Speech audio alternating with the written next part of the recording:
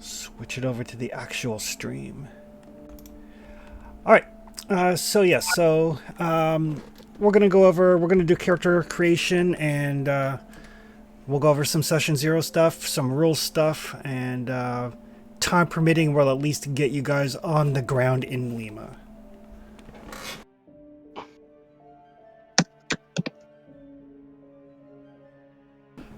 So, under the Actors tab, everybody should have access to a character sheet. I do. And it should be, at this point, mostly blank. It's like character sheet, though.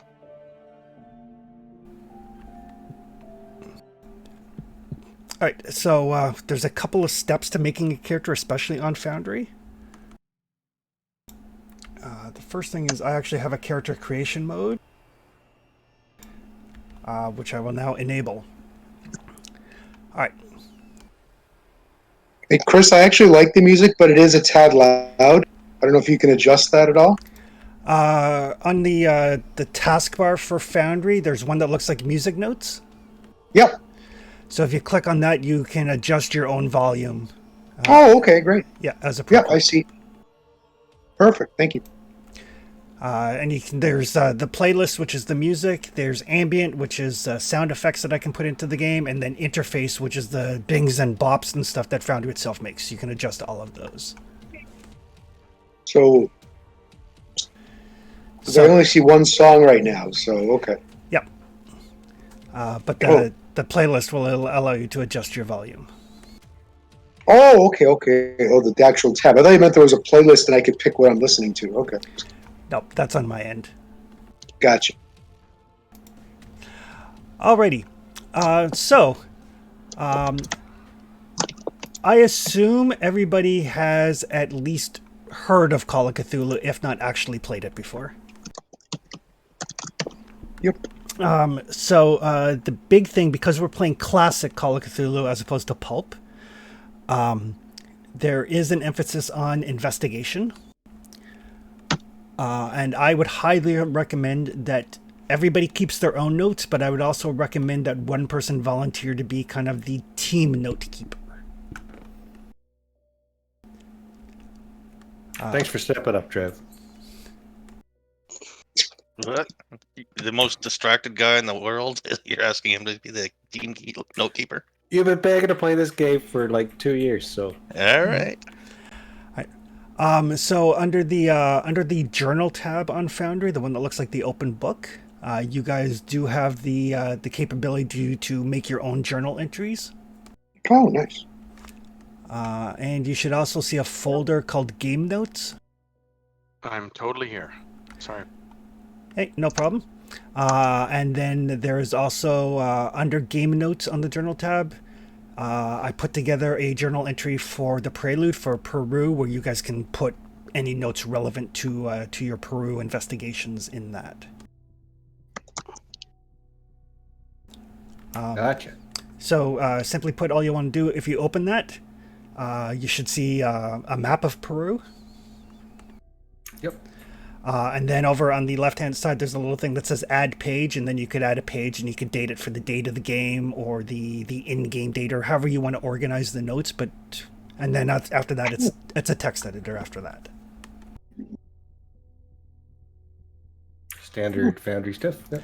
Standard cool. Foundry stuff. Perfect. So create journal entry would create something new for us under Prelude Peru? It would create something just under the Journal tab. And Under the journal. Yeah, and the only people that can see that by default would be the person who makes it and me. So sorry, if we wanted to add game notes, would we do it on the same thing where we're seeing the Peru map right now, or no? You sure can. We We would just click the just click little the pencil icon. Yep. And then that way everybody has access to that. But if you want to write personal notes that are only for you, like if your character starts to go insane and perhaps thinks that they're the incarnation of an elder god or whatever, the only people that would see those notes would be me and the person who writes them. If we're doing it on the map one. If you just hit create journal. Oh, okay, yeah, okay. I just want to confirm. I just created a test with my name on it, and only Chris can see that, right? I can see it. No, see? Other people can see it. Okay. Okay, if you put it under game notes, I think I've got the preference. I think I've got it so anything under game notes, everybody can see. Okay. So. But if I create a journal entry, that's... Yeah. Yep. And I can always go through and change the permissions, so don't worry too much. It's just as long as you have a convenient place to keep your notes and a convenient place to keep the team notes. Perfect. And here... That being said, because it is an investigative game, any clues you guys need to move forward are not going to be hidden behind die rolls. So if you are in the right place to get the necessary information to progress, you will get the information. You may not realize it at the time, and you may figure out how to use it, but you don't have to worry about, oh crap, we all failed our spot hidden check. If it's something that you need to progress the story, you will find it. Question for you, Chris. Yep. Talking about things being gated behind die rolls, how are TPKs handled? If there is a TPK, it's not likely for there to be a TPK, but this campaign has ended in TPKs from time to time. It's Call of Cthulhu. If shit looks bad and your character would run, by all means run. That being said, if there is a TPK, we'll address it if it comes up, and we'll decide whether everybody wants like new investigators to pick up the trail, or whether we're going to say everybody is dead and the world has ended. Okay. I mean that is a perfect Lovecraftian way to end a story. Of course, the heroes have died. Better luck next reality. Yeah, it's far more likely that one or two characters will die or go insane at a time. So there'll be people left to pick things up. That being said, we'll preface this with saying that it is not a question of if your character is going to die, it's a question of when your character is going to die. Characters dying or going insane are going to happen. Sometimes characters can survive. And I don't think in all of the recorded history of this campaign, I don't think there's ever been a character that started the campaign and ended the campaign. That's not what he Oh, said. yeah? He said survive, because if they go crazy and get put in an asylum at the end of the game, they might still be alive. True. But yes, so that being said, I mean, by all means, play smart, but Call of Cthulhu is the deck is stacked against the investigators. I'll be the first. I'm invincible. That being said, when you're making your character, part of making your character, you'll be choosing significant people and things of that nature. So if you already have like a loved one or a brother or a fraternity member, or your character is a member of a secret society, you can bring in that connection as the replacement investigator. You know, we will simply say, you know, your character's been handing off notes or whatever, so this new person has picked up the trail to find out what's happened to their, you know, husband, wife, girlfriend, boyfriend, whatever.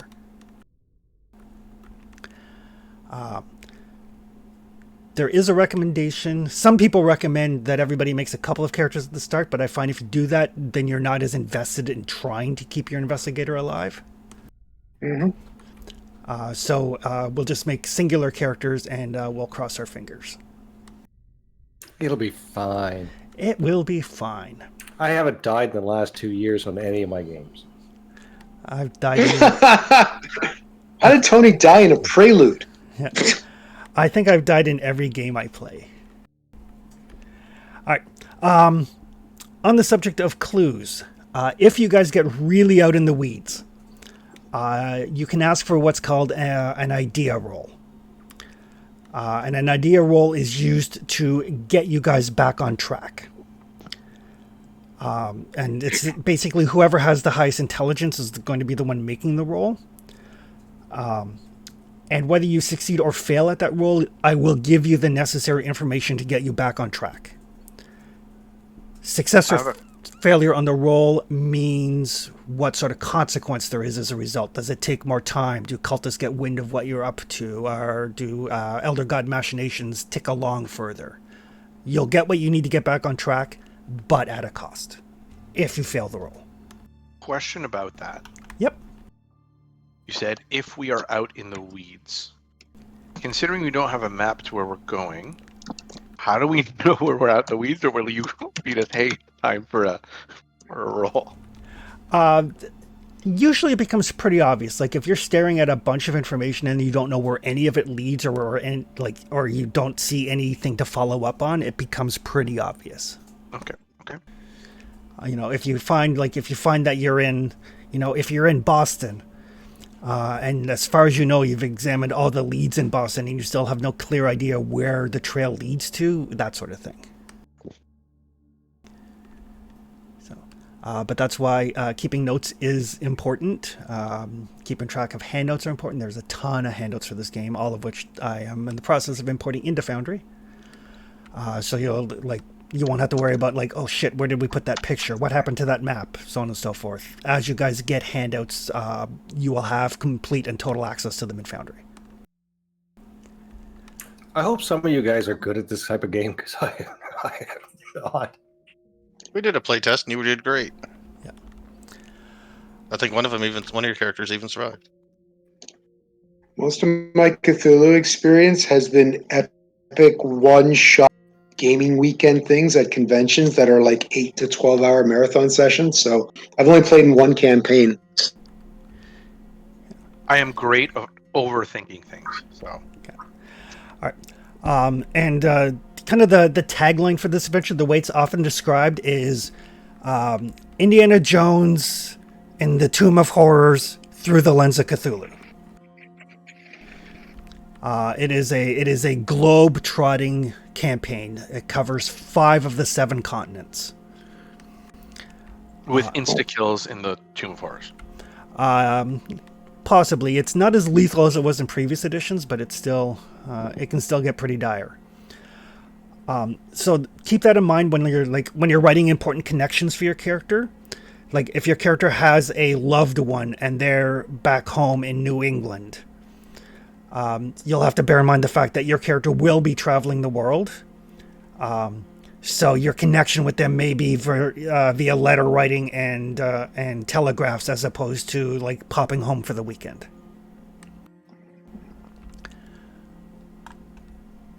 No email. No email. In terms of session zero thing, I know some people posted some things to the Discord, and those are things that we will avoid. Things like sexual violence, violence against children, even like Giant spiders. giant spiders. If there are any giant spiders in the game, I will reskin them to something else. They're all giant ants. Play those on a night that I'm busy. Giant or something. ants. Sorry, I have a giant ant story now that Tony mentioned it, but I'll go do it another time. That being said, because I know quite a few people rightfully have issues with sexual violence, part of the plot does revolve around a birth of the Antichrist sort of thing. Kind of like with some elements of like John Carpenter's The Thing and chest bursters and stuff from Alien. So I will make sure that you guys are not exposed to any of the sexual violence things that were in older versions of the books that I think they expunged from the new one. But if we get to a scene like that and I have not been careful enough in my prep work, make sure you raise your hand and say, hey, whoa. Just because it is the Cthulhu mythos and there is some pretty unsavory things and it is a horror game. But we're going to try to make sure that everybody feels comfortable playing. Understood. We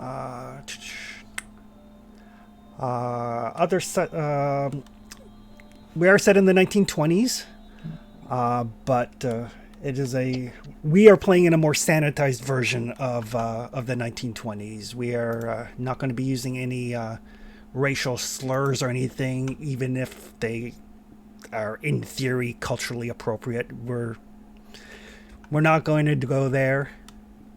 And some of the cultists that you may encounter along the way may be members of other races. We're not going to dwell on that sort of fact either. Cultists are like zombies or Nazis. Cultists are always worth killing. So, worst case, I will reskin them all to be white colonizers. Those we can kill without worry. Those you can kill without worry. But again, if we find that we're approaching a line there, and for whatever reason we don't notice it, don't hesitate to say like, "Hey, wait a second here." It's a game based on Lovecraft stuff, and we're all aware of how much of a racist asshole Lovecraft was. So, yeah, we've all played together in several games before, so it's a pretty safe place. So, yep. All right. Character creation. So the first thing that you're going to need to do on your character when you open your sheet is if you go to the items tab, you should see one that says 1920 setup example. Yeah. All right. I don't see an items tab. It's the one that looks like so the tab that looks like a little briefcase. Oh, okay. In Foundry. I thought you meant on the character sheet. No. All right.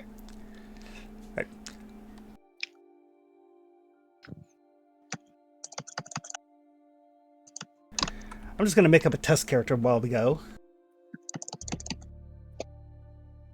Sorry about that. My audio just completely. Sorry, which tab are we going to again? All right. So Suitcase? Open up the character sheet that's been assigned to you. Yep. And then go to the suitcase tab, the items tab. Mm-hmm. And you'll see one that's called 1920 setup example. Yep. So when you drag that to your character sheet, a pop-up will come up to roll your stats. It did.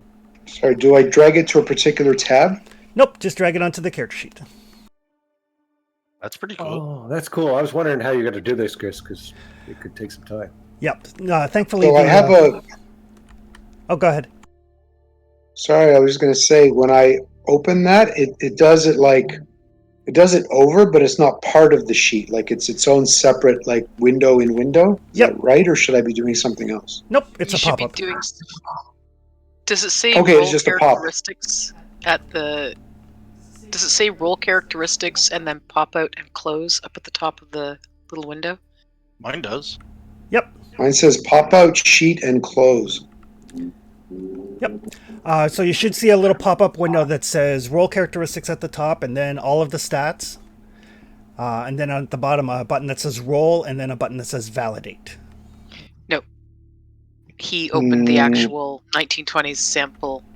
So close that out, Mark. Okay. I'll step in as my tech support self. Excellent. And then Yep.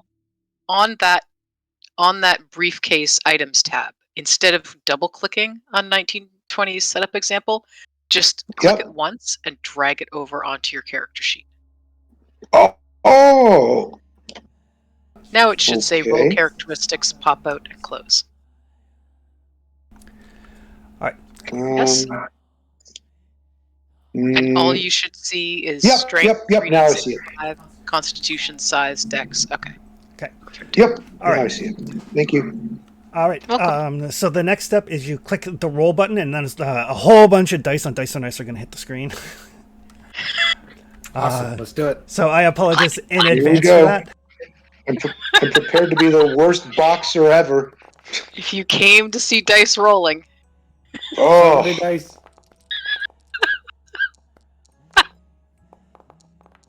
Hmm. That's not man. great. It's great. I love it. I think we're So done it's here. hard for me Game to tell over. which ones I. Oh my gosh, this is like such a mess. We're done now. Game over. This is peak gaming right here. Just a festival of d6s. Actually, playing Warhammer these stats aren't 40K. horrible for an aging boxer. I'm not as Champions. strong as I used to be. Okay, that works. Like playing champions back in the day. Or Star Yeah. Wars Oh. D6. God, that So dexterity. now we press validate. Okay. All right. So look at your stats. If you have, I think it's 3 stats that are 50 or less, you can re-roll if you like. Sorry? If you have how many? If you have 3 stats that are 50 or less. I only have one. So. I don't have any. And then at the bottom, it'll tell you how many points and characteristics there are. I have 3 that are 50 or less. Yep. So you could re-roll if you want to. But I'm wondering, like, what's the average here? Like, I have 480 points. Is that good or bad? Like, even whether or not That's- I have 340. I've only got 415. I got 5. I got 495. Yeah. 335 or 535. Sorry. Yeah. Somewhere probably. I'm a lot smarter than I imagined I would be. Yeah. Oh, look at all those dice. All right. And if you've already got your mind set on a character, like an occupation, like Mark wants to play the boxer and Tony's looking at the pilot, the suggestion is if your stats don't quite match up with what you think for the profession, figure out why, rather than going like, well, I can't be a soldier with these stats. I guess I'm gonna have to be a criminal. Go like, no, be a soldier, but then explain why your stats are the way they are. What's power? Power will determine your magic points. It's like your kind of your Of course. it's like It's your like your mana? kind of power, I believe, also determines your starting sanity. Oh, Jesus. So if Yeah, my also, what's the difference? so if my the- power the starts at size- 25, that's like a bad thing. Sorry, what was that about size? So the difference between size and constitution, does size dictate your hit points and con does something else, or vice versa? Size affects your damage bonus. Size is your physical size. How physically big you are. Constitution is how healthy you are. Actually, this all works pretty well for an aging boxer in his late 30s, so I'm actually fine with not being super strong anymore. Okay.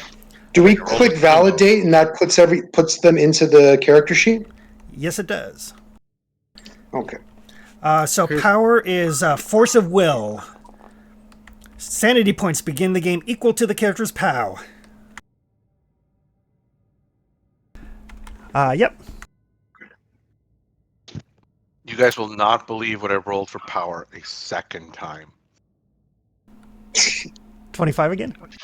30. Sorry, 55? 35. 35. 35 twice in power. Wow. Fascinating. All right. Chris, is there a limit for rerolls, or you just go till you get at least not the 3 bad ones? There's not really a limit. I mean, ultimately, you want a character that you're going to want to play. So if you're like, I've got a really high int, but I've got like 4 stats that are less than 50, I'll take it. You know, but if you're at a point where you don't have 3 stats that are 50 or less, then you're like, okay, that one's got to stay. 50 or greater. Or 50 or greater, yeah. I think I rolled a Mexican wrestler. I'm not kidding. I get 80 size, 75 dexterity, and 55 strength. Jeez, those dice. So many dice. I'm concerned about my dex. Because my dex is 25. Okay. Something to bear in mind. Your dex will determine kind of your initiative, but how good you are at getting out of the way of danger or fighting things will be based off of the skills. You could be in a wheelchair. It's going to make it awfully tough for me to be going around the wilds of Peru. Exactly, in the jungle. Right. I don't know what I did to this, like, the last game we ran and this game. Forge hates me when it comes to die rolls. Just 40, 40, 45, 55, 25. Come on. There always has to be something. I have 4 at 55. I got a power of 30 if it makes you feel better. Yeah. My lowest is my 40, strength so at 40. I'm in almost the same boat. My lowest is 45, and it's my strength. So the fact that I'm supposed to be a big, strong, beefy boxer with a 45 strength is funny. Although I figured That's probably the I'm lowest? 8. Yeah, I rolled well. 45 is my lowest. Yeah. I mean, your average stat is going to be between 50 and 55. Okay. Well, I makes me figured I'm feel in my late slightly 30s better. anyway. Maybe I had a boxing injury, and that's another reason I'm not as strong as I used to be. Okay, whatever this is, I'm keeping it. I'll be right back. Your luck of 30? How do you see my luck of 30? It's in the roll channel. Yeah. Yeah, my luck of 30. There you go. Validate. Yeah. I have a luck of 60, but that's not what my dexterity tells me. All right. So, just so everybody's aware, their stats. Strength is obviously how strong you are. Con is how healthy you are. Size is a measure of height and weight. And within certain parameters, you can play with that. Like you could have, if you've got a low size, you could be tall but gangly. Or, you could be short but stout. Dexterity is obviously how dexterous you are. Appearance is physical attractiveness. Intelligence is how smart you are. Power is your force of will. Education is how well educated you are. And your luck is a pool of points you can use to modify dice rolls. And on occasion, I may say like, "Oh, who's the monster going to randomly swallow?" And whoever has the lowest luck is the lucky target. So spending luck can help you succeed at skill checks, but every time your luck gets lower and lower and lower, and it does not refresh, ever. Oh, God, of course it does. Why would there be a light at the end of the tunnel? Wrong game for that. So the way luck replenishes, when you get a development phase, which is when you're going to roll to see if your skills go up, you also get to make a roll to see if your luck goes up. And the way that works is same with skills. During a development phase, every time as you play, you'll get check marks by your skills for things you have successfully used. On a development phase, you'll get to roll those. If you roll higher than your current skill level or higher than your current luck, then it will increase by a D10. So the upside of having low luck is that on your development phases, all your skills are going to go up. Your luck is going to go up. Your skills are independent. Like if you've got a firearms of 25, then on development phase, if you roll a 26 or better, it's going to increase. Sorry, I misparsed what you said when you said you roll higher than the skill or your luck. Yeah. I thought it was of the two, not roll higher of your skills and separately roll higher than your luck. Right. And even if you've got a very high skill, if you roll, I think it's if you roll a 96 to 100 on your development, it's going to increase anyway. Mm-hmm. All right. Hey, Chris, can I ask a quick question about luck? Yep. Because I've watched a lot of like one shots or like they're 4-pot things where they do a campaign, or if it's just like an adventure. Does luck refresh at any point or no? No. It may increase during the development phase, but that's not a guarantee. Okay. I don't see where luck's written down. It's not. Yeah, it's not on the main attribute. Yeah. Basically, because I've got character creation enabled, it's a modified character sheet to allow you to create your character. Okay, so it shows up later. Yep. So when I turn off character development or character creation, you'll see your hit points, your sanity, and your luck scores and everything. Okay. So things change slightly depending on what phase. I've got a bunch of different like buttons here. The guys that put together the system for Foundry were like, here's a thing, here's another thing. All right. Oh, sorry. Another thing quickly is I'm seeing all these skills have different ratings. Is that random or is that based on our attributes? Nope. They all start at different levels. The only ones that are based off of attributes are your own language skill and your dodge skill. Okay. I have a question. Yep. Maybe we're too much ahead of it because we're going to go into our character backgrounds, but is the assumption that we know each other going in, or are we going? You do not need to know each other going in. The purpose of the Prelude adventure is for you guys to get to know one another and some important NPCs. And if we skip the Prelude, the assumption is we did the Prelude and thus we know each other. Right. Okay. And the Prelude also gives you a chance to learn the system without super high stakes. Who's the biggest guy? I get an 80. Jeez. Out of a max My of size 90. is 70. Originally, my concept was going to be like a giant of his time boxer, so he was like about 6'6" or so. Now he slouches. Sorry? Now he slouches. Now he slouches a bit, or he's lost some weight because he's not in prime fighting shape anymore, because I figure he's going to be in his late 30s, which might explain his lower strength now and lower con. All right. Everybody has stats that they can live with for as long as their investigator can. I don't know about that dex of 25. Ooh. It's going to be rough. Ooh. I haven't. We know who the worst gazelle in the group is if we have to run. Oh yeah, definitely. I am the one who will get eaten. You just have to run faster than Anita. You're fine. I just have to run faster than one person. All right. I haven't rolled yet because computer problems, but I will do that as soon as I can. No Who's worries. the ugliest? Parrot's 40 here. 40 as well. We're some ugly peoples. 55 for me. There you go. We're all in the same boat. My int being 80 is astounding considering the character concept.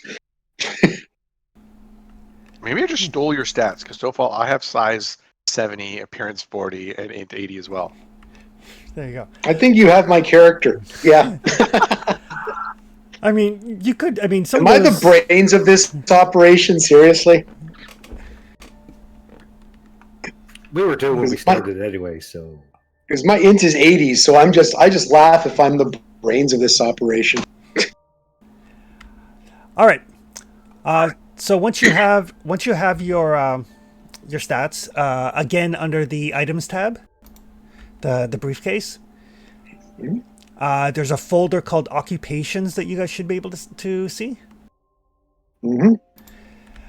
So if you open that, all 27 occupations in the core book are there.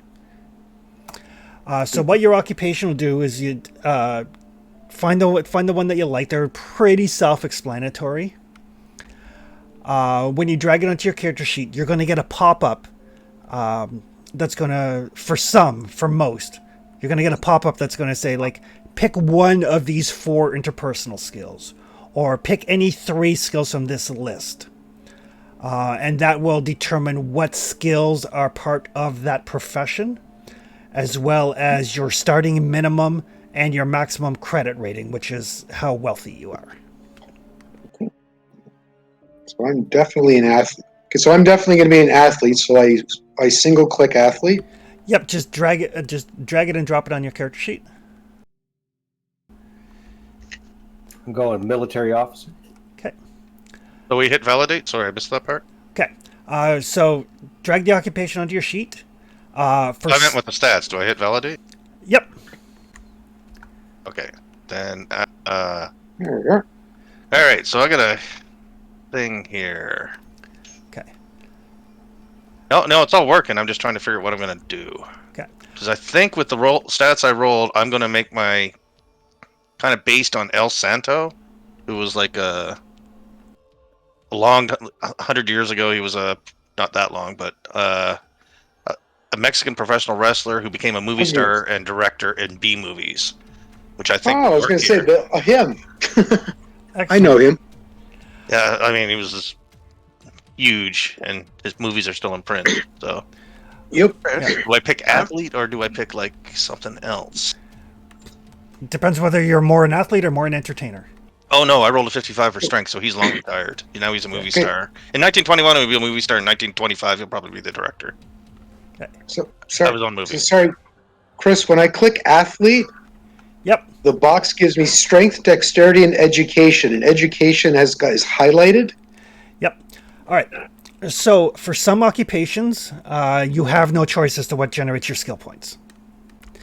Okay. For others, skill points are always at least partially based off your education, but sometimes you'll get to choose one of a couple of stats and it'll tell you what your skill points work out to. So it'll say like strength and then bracket your strength times 2 and then a colon and then the number.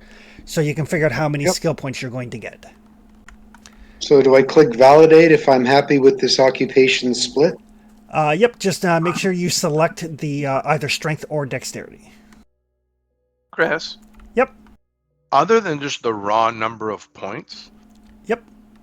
does it determine like what skills it's going to invest in? Yeah, the skills that it gives you, like when you choose your occupation, it will certain skills will be profession skills. Okay, perfect. I'm going to choose entertainer. I think that's probably the best one for this. Yeah, and if you really want to see what skills come with the profession, if you instead of dragging it, if you open the profession, if you like click on it, and then go to the skills tab under there, it'll tell you what skills you're going to get. So like athlete, for that's handy. Yeah, so athlete, for example, will give climb, fighting brawl, fighting thrown, jump, ride, swim, and a choice of an interpersonal skill and a choice of an additional skill. What happened to my character sheet? Okay, that'll make a difference. I'm getting a list of optional skills here. The percentages that are listed here is what I would get if I select that skill, right? That is the starting level for those skills. Okay, the starting level for those Yeah. skills. Hey, Chris, I don't know if I... Sorry, go ahead.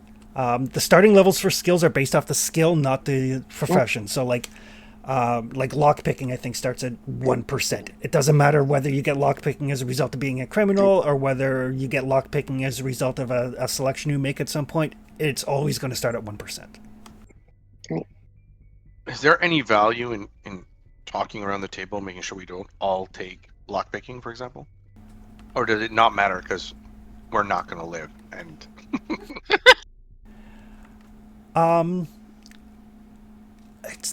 It's not going to matter too much. You're going to want to make sure, like, there's certain skills you're going to want to make sure somebody has. You're going to want to make sure somebody has, like, spot hidden. You're probably going to want to make sure you cover at least a couple of the interpersonal skills, like charm, persuade, fast talk, and intimidate. you just named all the options I have. I can only pick one. You're going to... you might want to make sure that somebody knows how to drive a car. Although the important thing is everybody, unless you have a really good reason why your character doesn't, everybody can drive a car under normal operating conditions. Right. All right, so I got credit rating, I've got charm, I've got intimidate, listen, and psychology as kind of skills that I would think that everybody should be covered here. Yeah. So if you got options that aren't like those, maybe grab one of the other ones. Yeah. So a couple of kind of caveats on skills. Credit rating. Credit rating is a measure of your wealth. It will determine your starting money and what you have available in assets. Cthulhu Mythos, you'll see on the sheet. Nobody starts with Cthulhu Mythos. Psychology is different. There's psychology and there's psychoanalysis. Psychoanalysis is what you use to help people overcome their traumas and their insanities. Psychology is more about reading people. So think of it as like insight in D&D, for example. Sorry, before we continue, can I ask a quick question? Yep. So I'm looking at the athlete one, and I haven't chosen yet. What's the advantage of me picking, let's say, one attribute over the other? I get more skill points if I go with that kind of a focus on my character? Yep, it'll tell you how many skill points you're going to get. Like if your strength is 55, but your dex is 45, you're going to get more skill points if you choose strength. Right. Okay. Yeah, because I'm seeing it's almost saying, well, why wouldn't I take dex? Because it's my highest one. Okay. Yep. So it also affects afterwards what your starting skills are as well, right? Nope. It's just the number of points. Yep. Oh, okay. So when I chosen, I just do validate, and then it'll do something else, or then we just move on to the next step. Yep. We'll wait for everybody to kind of choose their stuff, and then we'll walk through the next step. So now it's giving me it lists 4 optional skills when I chose athlete: persuade, intimidate, fast talk, and charm. Yep. So you get to choose one of those. Which one are you taking? Either intimidate or charm, because I figure as a boxer, he probably wanted to be intimidating, but being someone who enjoys the social life and the perks that came with it, charm is another one maybe, so I'm trying to decide. Okay, is anyone playing like a shadier character? Like more familiar with the underworld or anything like that? I hadn't thought about it, but I could possibly have had like a little bit of dealings with that here and there due to my, someone might have tried to bribe me to take a dive and I didn't, or maybe someone fixed one of my fights and I wasn't aware. So because I'm a private eye, so I think that's going to be my niche. I'm going to be a little bit more like in the know of like the shadier things. I think I'm going to go intimidate just because of something I chose on my personality type. That might be a mania or something. Okay. So now I've got a whole list of skills here. I think I'm going parapsychologist. Ooh. So Chris, when I chose one of those 4 skills, it took me to like a larger thing of skills. Do I pick another one? Yep. So you just drag the thing over to your character sheet? Yep. Drag the application on, and then you may get a pop-up that says choose one of these skills or choose 2 of these skills. It says here choose 0/1. Yep. So you can choose one, and so far you've chosen 0. Okay. Huh. Has anyone taken first aid? No, Not yet. appreciate it if you did. I took lockpicking. See, I was hoping not to, because Oh, I'm trying Brawl's not to get on away this from list. the healer-fighter dynamic. I didn't get any optional skills in mine. For the officer? I went pilot, I think. I opted to go pilot.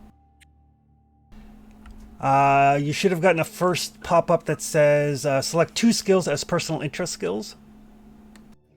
I didn't see one. Oh, was I supposed to choose more than one or just one when I chose athlete? Because it gave me strength, dex, and education. Okay. All right. So education is always a base for skill points, and then you choose either strength or dexterity. That'll determine your points. So should I have highlighted both? Because I think I only highlighted dex. Nope, just one. You choose either strength or dexterity.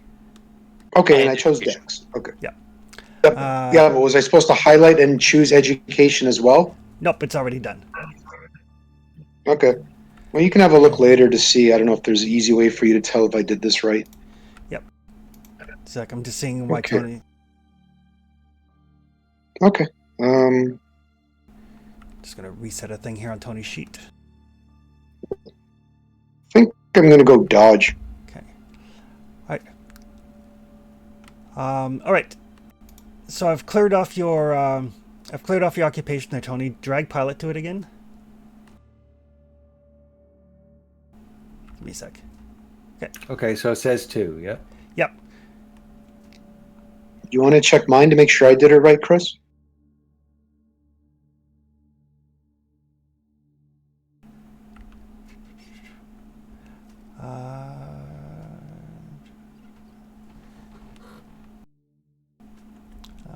Yep, looks right. Yep. Okay. So I'll grab first aid. Is there anything else that we need? Anyone take spot hidden? Not right off the bat. No. Okay, I I'll did grab not that. see it as I'll an grab that one. option. You are Makes sense taking that first aid?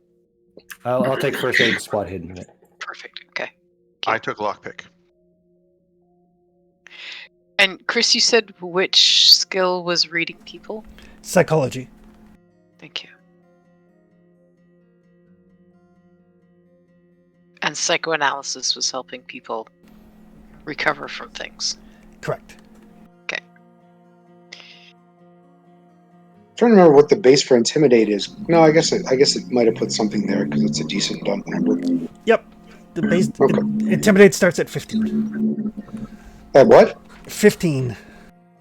Okay, because it didn't change, but I could have sworn I chose intimidate as my first skill.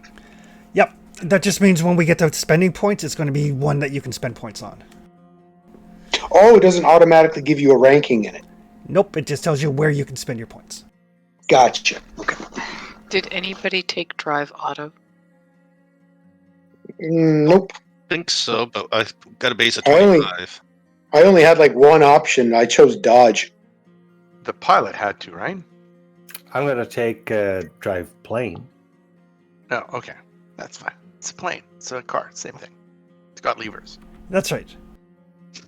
That's not how they Yeah. work. And again, everybody can drive a car under normal circumstances. If you're careening through the mountains of Peru with a truck full of cultists on your tail, then you're going to need the skill. Right. So Don't I have worry, guys. I have pilot aircraft of 1%. Ooh. So Whoa. when we're selecting these things, Chris. Yep. For instance, right now, before choosing anything, I have a drive auto of 20%. Yep. And then my little pop-up window here says 20% if I choose drive auto. Yep. So is that adding another 20% on? No, Or what is that doing? the skills from your occupation are only determining what you're allowed to spend your skill points on. So This is everybody, the personal interest skill. yep. So everybody has drive auto at 20%. Okay. Okay. When you're spending your occupational skill points, if you do not have drive auto as an occupational skill, you cannot put occupational points into it. Okay. So our selection previously Yep. was simply to tag To- like class skills or tag like or whatever skills. The spending part happens later. Just the numbers we were seeing is the base The figure that we would have. the base that everybody has, yes. The base that anybody has, right? Okay. Gotcha. Okay. So we're just tagging skills. Got it. Yep. So, for example, the sample character I'm putting together here ended up with 200 skill points for occupation skills. So they, for example, they're not allowed to put any of those 200 points into Drive Auto because they don't have Drive Auto as an occupational skill. Fascinating. Okay, so we'll get to that occupation skills and how we can tell the difference in a minute. Yep.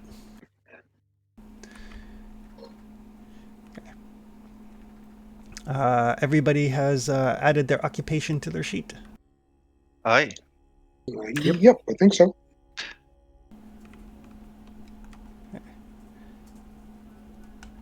Anita, you got yours? Yep. All right. So you see across the top underneath the tentacle, there's boxes that say development, skills, combat, gear and cash, and backstory. Yep. Character sheet, yeah. Okay. Underneath that, you'll see what are called personal points, and it'll say 0/whatever, Yeah. Mm-hmm. and occupation points, which will be a number / another number. Mm-hmm. All right. And then under that is your credit rating. Mm-hmm. So you automatically spend points equal to your minimum credit rating for your profession. So, for example, this sample character, 20 points of my 200 occupation points go into credit rating. I have no say in that. It's based on your occupation. Right. And then this sample character has a maximum credit rating of 70, so I could put more points into it if I want more starting money. So I have the starting credit rating of 9, and those 9 are coming off my occupation points regardless. So I have 241 left. Correct. Okay. And a maximum credit rating on the. So my credit rating has to be between 9 and 30 with a base of 9. Right. And mine has a cap of 70. It looks like. Yep. All right. Okay. So if you click on the development tab, the one right under the tentacle. Yes. So now you're going to see your skills, and then there's going to be columns, and it should be a white column, a grayed out column, a white column, a grayed out column, and a white column. Mm-hmm. Okay. And then by some of the skills, you'll see that it is shaded in. Yep. Okay. So the ones that are shaded in are your occupational skills. So those are the ones that you are allowed to spend points in. And the way you spend So when you say shaded in, what area are you talking Third about? column. The middle column or? the little dot to the left of the skill name. Oh. Oh, yeah. Okay. The filled-in circle dot. Okay. Yep. Okay. So the first column, the first white column, is the base level for that skill. Okay. The second column, otherwise known as the first kind of grade column, that is for spending your personal skill points. The third column, the one that only has some of it grade, that's where you spend your professional skill points. And you just type in how many points you want to spend on that skill. So base, personal, occupation. Yep. And then the column after the occupation is when you increase your skills, it's basically like your XP that you've put into skills will go there. Okay. And then the final column is what your total is. Makes sense. So, for example, this particular character I made has electrical repair as a career skill. Starts at 10. I could put in 60 of my 200 points to get it up to a 70. Gotcha. And these are all percentages, right? So when we put in 1 point, it's 1%. Correct. Now, the way mechanics work, There's no modifiers. There used to be in older editions of Call of Cthulhu where it'd be like, oh, that sounds like there should be a minus 10%, or that's going to give you a plus 20%. That is all gone in 7th edition. The way things work now is if something is regular difficulty, which does not mean something that you can ordinarily do that you don't roll for, but something that you're doing under a bit of duress, you need to roll your skill or less. If something is deemed to be hard, you need to roll half your skill or less. If something is deemed to be extremely hard, you need to roll a quarter of your skill or less, and the character sheet will calculate all these values for you. But that means, for example, if you've got a drive of 20 and I say that what you're doing requires you to get an extreme success, then you need to roll a 5 or less on percentile dice. Whereas if you have a skill of 80, then you would need to roll 20 or less.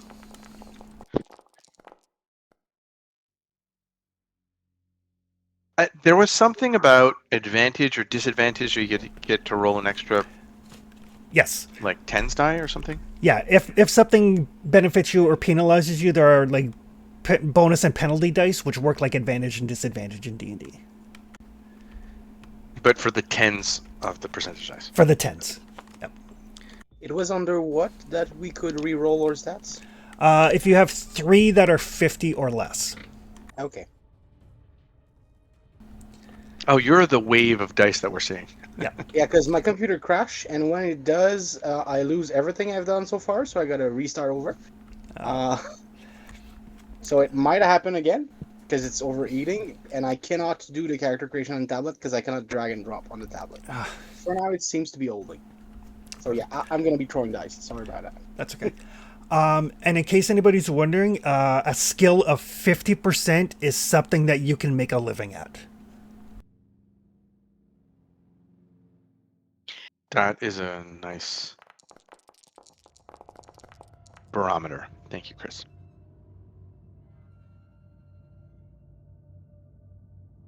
So, Chris, I need you to walk me through spending points because I'm not sure, even after listening to that, I'm not sure what I have to spend and what I have left to spend it on. All right. So you have a total of 250 occupation points. Yep, less than 9 for credit. Yep. You mentioned something about profession points, and that threw me off. I was like, Yeah. So occupation points. So Okay. any of the skills that you have selected as a profession skill, so the ones that have the little dot colored in. Yep. Yep. Spend as many points as you like. You have a maximum of 250 points. And I put that in the middle gray one, Yes. and I can only spend it on the grayed areas. Correct. Okay. Base, personal, profession. Yep. XP. Yeah, I think when you said base, I'm like, is there anything else we add to base, or has base already been factored in? Yep. Nope. Your base amounts just start the same for everybody. Everybody has a 1% chance to know how to pick a lock. Yeah. So if you wanted a credit rating of like 50, does that mean you're comfortable? Sorry? You're a bank. You can make a business out of it. Okay, so 1 second. I just want to know, what's a good credit rating for someone who's like a retired wealthy athlete or semi-retired? I put mine up to what's credit rating? Mine's 50. So he's made a ton of money Okay, as a wrestler, and now he's a movie actor. so 50? Yes, that's what I put. Okay. So here's an interesting thing. Your personal points, you have less of them, but you can pretty much put them anywhere you want, except for Cthulhu Mythos. Correct. So probably starting with your occupation points, which there's more of, and then trying to fill in your character with the less of profession points is probably the best way to That's go about how it. I did it. Oh, I get spot hidden for free. Awesome. Oh, because personal points can go anywhere. Yeah, the second row, right? So Yep. notice how they're all gray. Sorry, so what's a good strategy then? Spend which points first? The occupation points, though, that column that has like white and gray, like the middle Yep. column. Yep. If you spend there, you have 260 points to spend there. So you're automatically going to buff up. Like you're very few choices, right? So they're going to be really, really Yep. high. Yep. And then that allows you to take a look at your personal ones. We can go anywhere and kind of slot them in around that and see if you need to buff up your occupation ones with some more or not. Am I the only one who gets spot hidden as a occupation? I have it. Okay, good. And because it is called Cthulhu, sometimes you don't want to spot the hidden. Yeah, thanks. I was actually debating that. And so the occupation we only spend in the grayed areas in the middle. Okay. Yeah, you can only ever spend the gray areas. That's how the sheet is built, right? The white areas you can't touch. Yep. Yep. Okay. All right. So credit rating, just so you guys know. Credit rating 0 or less, you are penniless. A 1 to 9, you are poor. A 10 to 49 is average. A 50 to 89 is wealthy. And a 90 to 98 is rich. And a 99 is super rich. Sorry, what's rich again? 50 to 99? 50 to 99. Okay. It's rich. Yeah. So while people are spending their points, Call of Cthulhu is not a game that is necessarily about tracking all of your like day-to-day expenses. The way it works is every credit rating has a daily spending level, and as long as you spend that or less, you don't have to worry about anything. So, if you're like, for example, Trevor, you said you took a credit rating of 50? Yeah. So you have a $50 a day spending limit. Which is 1921 is awesome. Yeah. And it also, like, your credit ratings also assume, like, at that level, you can stay in a nice hotel, you can eat out meals, so on and so forth. But say you want to buy a shotgun, which is like $22, you don't have to go like, oh, $22 gone. Nope. It's under $50, not a problem. Got it. It doesn't stack. It's not considered just stacking. It's not a limit. It's just as long as it's under, you can consume it. But if you go on a big spending spree and you buy shotguns for everybody in the party, that's more than $50, in which case you have to look at how much cash you have on hand and whether or not you have to convert any assets. So, by and large, and at wealthy, you're going to have like $250 in cash on hand and probably another like $25,000 in assets. So you can assume that, you've got a substantial residence, you've got some domestic staff, you've got a sick house. So.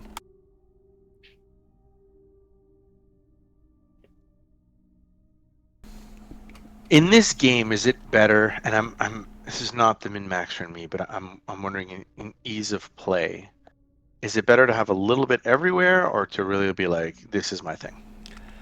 It's probably better to be this is my thing. These are my other kind of things. Just because spreading your points around on a percentile based system drastically decreases your odds. I'm kind of seeing that right now. For the most part, with the exception of Cthulhu Mythos, everybody has at least a chance at doing a thing. But there's a world of difference between relying on your person that's got a 1% in medicine and your trained medical doctor who's got a 75 in medicine.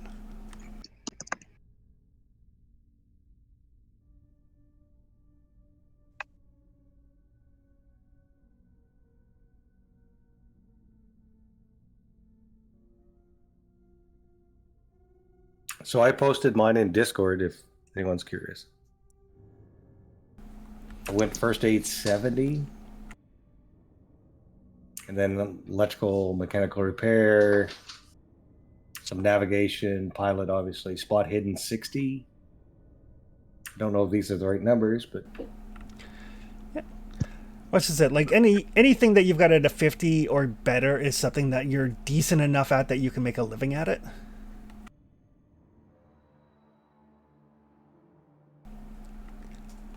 Pilot's a scary skill, right? Like if you fail that roll, you're just dead. Well, Oh, there's a star brewing in. Oh, look. You got hit by lightning, you crash, you die. It's not quite as bad as if you were an airline pilot. Because then it's like you and gravity. Gravity always wins. Always. Every time. I'm just saying that I'm flying around with all the PCs. right. So, Okay, so- oh, go ahead. Sorry, I was just going to say, so I spend my occupation points, and now I have my personal points to spend? Correct, and you can put those in any skill you want, including ones that you've already put occupation points into. Does it matter which column I put that in for purposes of the sheet? It would be in the first gray column. The first grade column. Okay. Yep. And it's 1 for 1 for that? It's no extra thing? Correct, 1 for 1. Okay. Now, what do I want to take Can I get a glimpse of people's specialty? Because my occupation give me any 4 skill. So I'm selecting large. That's it. So you're looking to see what people's occupations are? Yeah, just what the specialty of people's are, so I don't step on the foots of people. Okay. All right. Because any 4 skill is lots to choose from, so Yeah. just dodging things that I know people will be good at. I'll have Well, mine I'm for good you at- in just a sec. Sorry? I'll put mine Oh. in the How do you do chat. that? Just screenshot it. I and put forget it how in to the general chat. screenshot. Sorry, I'm a dinosaur. I forget how to screenshot stuff. Are you on Windows 10 or 11? One of the two. I think it's 10. If you go to the Windows menu, you just write snip. There'll be a snipping tool that comes up. You can use that for okay. any section of the screen and just copy and paste. I've got Windows 11 at work. It's taken me forever to get used to how the snipping tool in Windows 11 works. Yeah, I was. If you said Windows 11, I was going to be like. It's like, So I'm going for the Scholar/Archaeologist vibe, probably with a little bit of tumbling around, a la, Oh, for your stupid computer. Indiana I'm going Yeah, Jones. straight up private eye. I'm just going to tell people. all right. So Anita is a parapsychologist. Jaime is a private investigator. Tony is a pilot. Trevor is an ex-athlete/actor. Mark is an ex-boxer. So the field's still pretty wide open. They don't really have like an anthropologist, archaeologist type. Okay, good. Ooh, handgun and rifle shotgun are separate skills. Uh-huh. And so is flamethrower and artillery and submachine Yeah, gun and machine gun. I don't My have that. anthropology is only a 31. So I'm not making a living at it by any stretch. But I figured the anthropology and the history and the library use would be very handy for my psychology when I'm fleecing people. I do have a good library use. I'm taking, for now, archaeology and occult, and I'm looking at my 2 other skills to select. Yeah, my occult's is 72. My Should be able to psychology talk. is 70. So it sounds like I'm the pilot and the mechanic. Well, And I back in the should be 20s, well you off in kinda the had to money. be, didn't you? I don't know if anybody else focused on being well off on the money. Trevor's got a credit rating of 50, so he's rich. Okay. Mine's only I think I'm going 70. I'm going like max.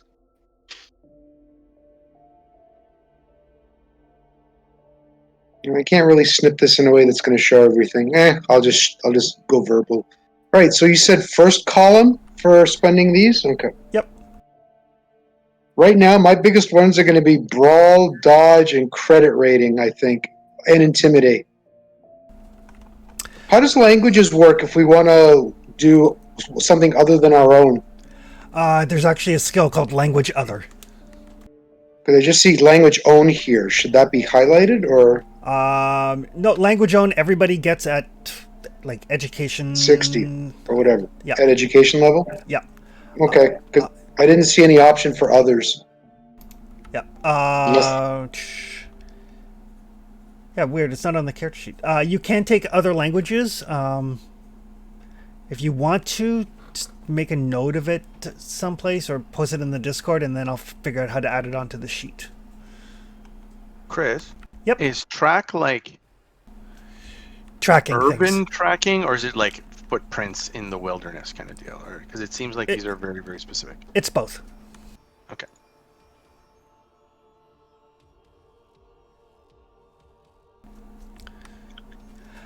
All right.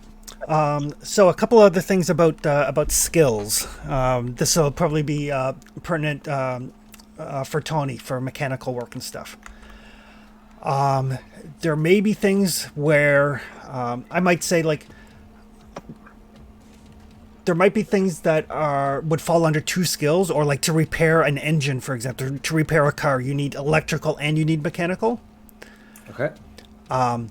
It's 1 roll that you're trying to get under both skills. Oh, okay. Yeah, I got them both at 50, so that makes it easy. Yep. But there may be some things where 2 skills might be applicable and you only have to roll under one or the other. Okay. Yeah. Yeah. But it's designed to kind of like minimize the dice rolling, because like if say, okay, you've got a 50 in electrical and a 50 in mechanical engineering, right? Or mechanical repair. Yep. So if it's 1 die roll against both skills, you've got a 50-50 chance of making it. But If I could pick one and have it higher. But if I'm like, you need electrical repair and mechanical repair, make 2 rolls, you've actually only got a 25% chance of passing both rolls. So it skews a little bit better in your favor. Or if you run into something that you could say, hey, it's a generator, it's electrical or mechanical. Choose your highest. Right. And actually, the way that works is you would pick your 2 skills, you would roll, and as long as you roll under one of them, you don't have to pick a specific skill. As long as you roll under one of them, you're good. Okay. I'll keep it balanced. I think that's fine. Yep. And they will start to separate as you level them up. As you use them more and more, right? Right. Anita, Yes. can I talk to you about photography? Yes. Well, what are we thinking that it involved? Is it just the ability to develop your own film and to take like great clear pictures, or is there more to it than that? I don't Because I know, also Chris. have photography. Like mine, I was doing it because of spirit photos, which were hot back then. Chris, what is involved in the photography skill in this game? Photography covers both still and motion photography. It allows one to take clear pictures, develop them properly, and enhance half-hidden detail. In the 1920s, the user is able to prepare the necessary chemicals to make flash powder. Regular snapshots do not require a skill roll. Rolls would be required to achieve effective candid photographs or shots that capture fine detail, especially at long range, at speed, or at low light. The skill can also allow the investigator to determine if a photograph has been tampered with or fabricated, as well as the angle and position from which a photograph was taken. That sounds important. That seems like more her kind of thing, because spirit photography, it's like, oh, I know how that was done. I could do that. Mine was more the long range piece, the PI far away. Yeah, I'm not looking for accurate in focus photos at all. I am all about faking it to get cash. Sorry about that, everybody. That was a call I couldn't avoid. That's no okay. worries. I might be moving in with Megan Stewart. Oh, there you go. Related to Jon Stewart? Pardon me? Related I wish. to Jon Stewart? I'd be paying. Actually, I'm glad it's not, because I'd be paying a lot more in rent if I lived with somebody related to him, I imagine. Anita, can you cross-check my character sheet and give me what you think? All right. Did I miss anything? I've spent my points. Looks like you're 5 points over on your occupation skills. Yeah. Oh, you can see mine? Okay. Yeah, I saw that too, and I was just going to take 5 points off listen, figuring somebody else probably grabbed that one. Yep. Is there a maximum number of points we can put in all of the column? So for your columns, The first one, the first white one is the base value. Yep. The second one is from your personal points. I mean, can I put a maximum of 20 in personal, or can I put any number? You can put any number. Okay, good. I mean, I think the maximum starting skill is 90%, but I'd have to double check that. It looks solid to me. I see your spot hidden's pretty high there, Jaime. What's 65? I could pull mine back a little bit.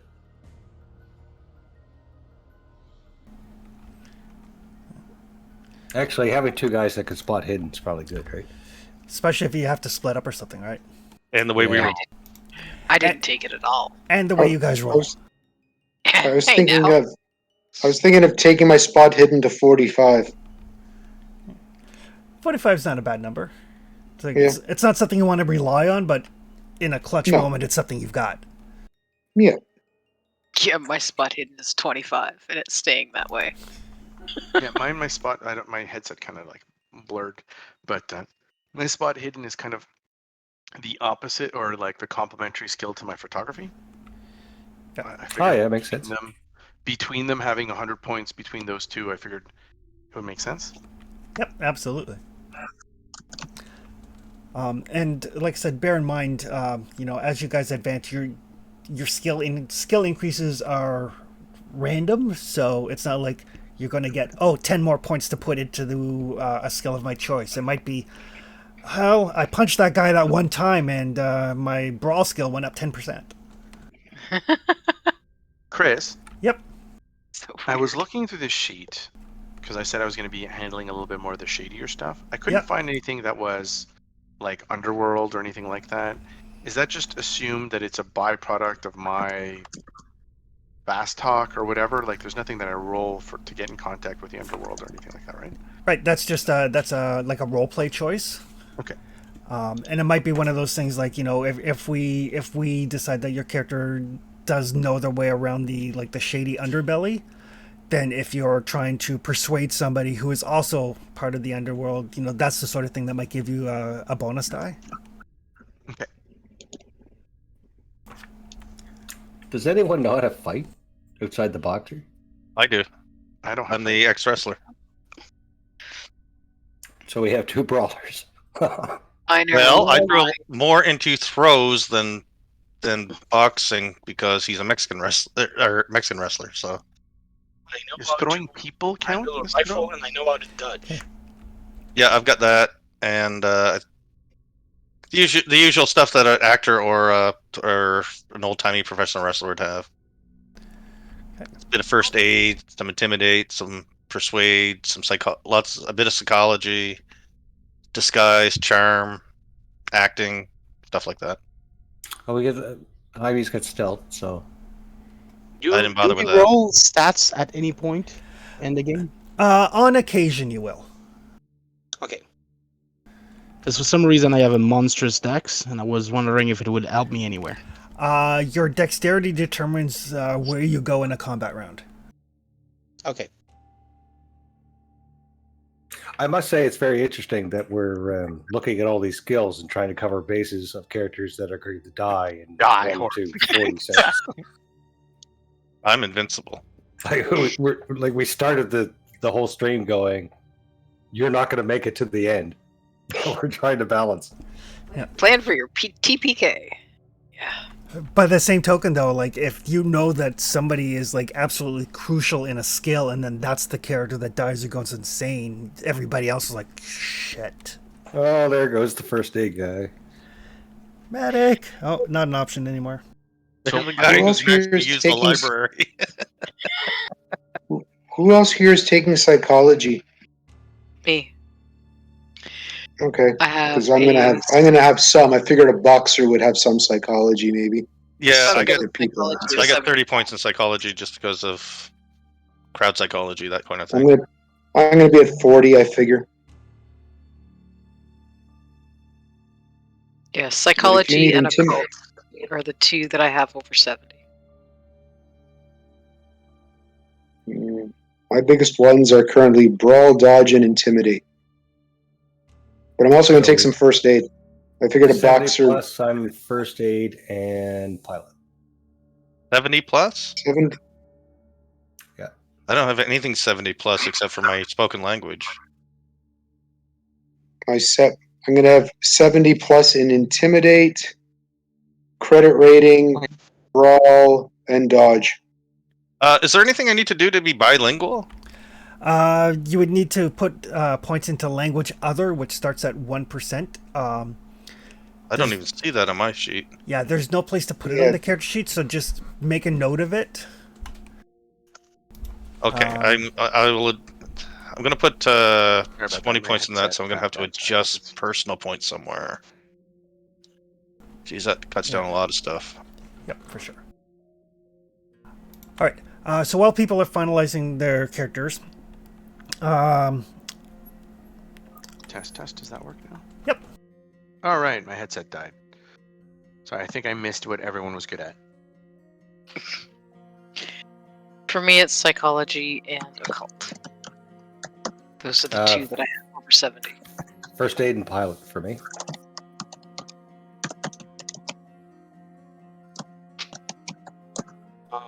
Archaeology, the occult, and I'm also not too bad with a rifle and dodging. Locksmith, or excuse me, yeah, so locksmithing, which I guess is lock picking, and fast talk, and I have a minor in disguise and stealth. For me, brawl, dodge, intimidate are my big ones, and I'm decent at first aid and psychology. I was thinking of persuade too. Someone needs to take persuasion. Probably Mark, be a I good got idea. some persuade. Mark's the tank. I'm the tank who's got a bit of charm. Pal. So, Chris, if I want to do something for languages, should I just put it in the chat? yeah, just put it in the Discord, and then I'll grab it and put it on your character sheet when I get a chance. Okay.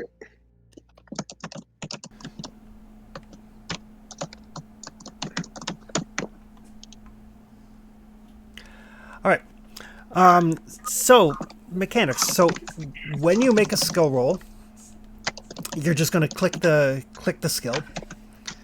You won't be able to yet until I take it off character creation. And you'll get a little pop-up menu that'll ask you whether there's any bonus or penalty dice and what the difficulty is, and then a roll button. You'll see I've sent some to the chat.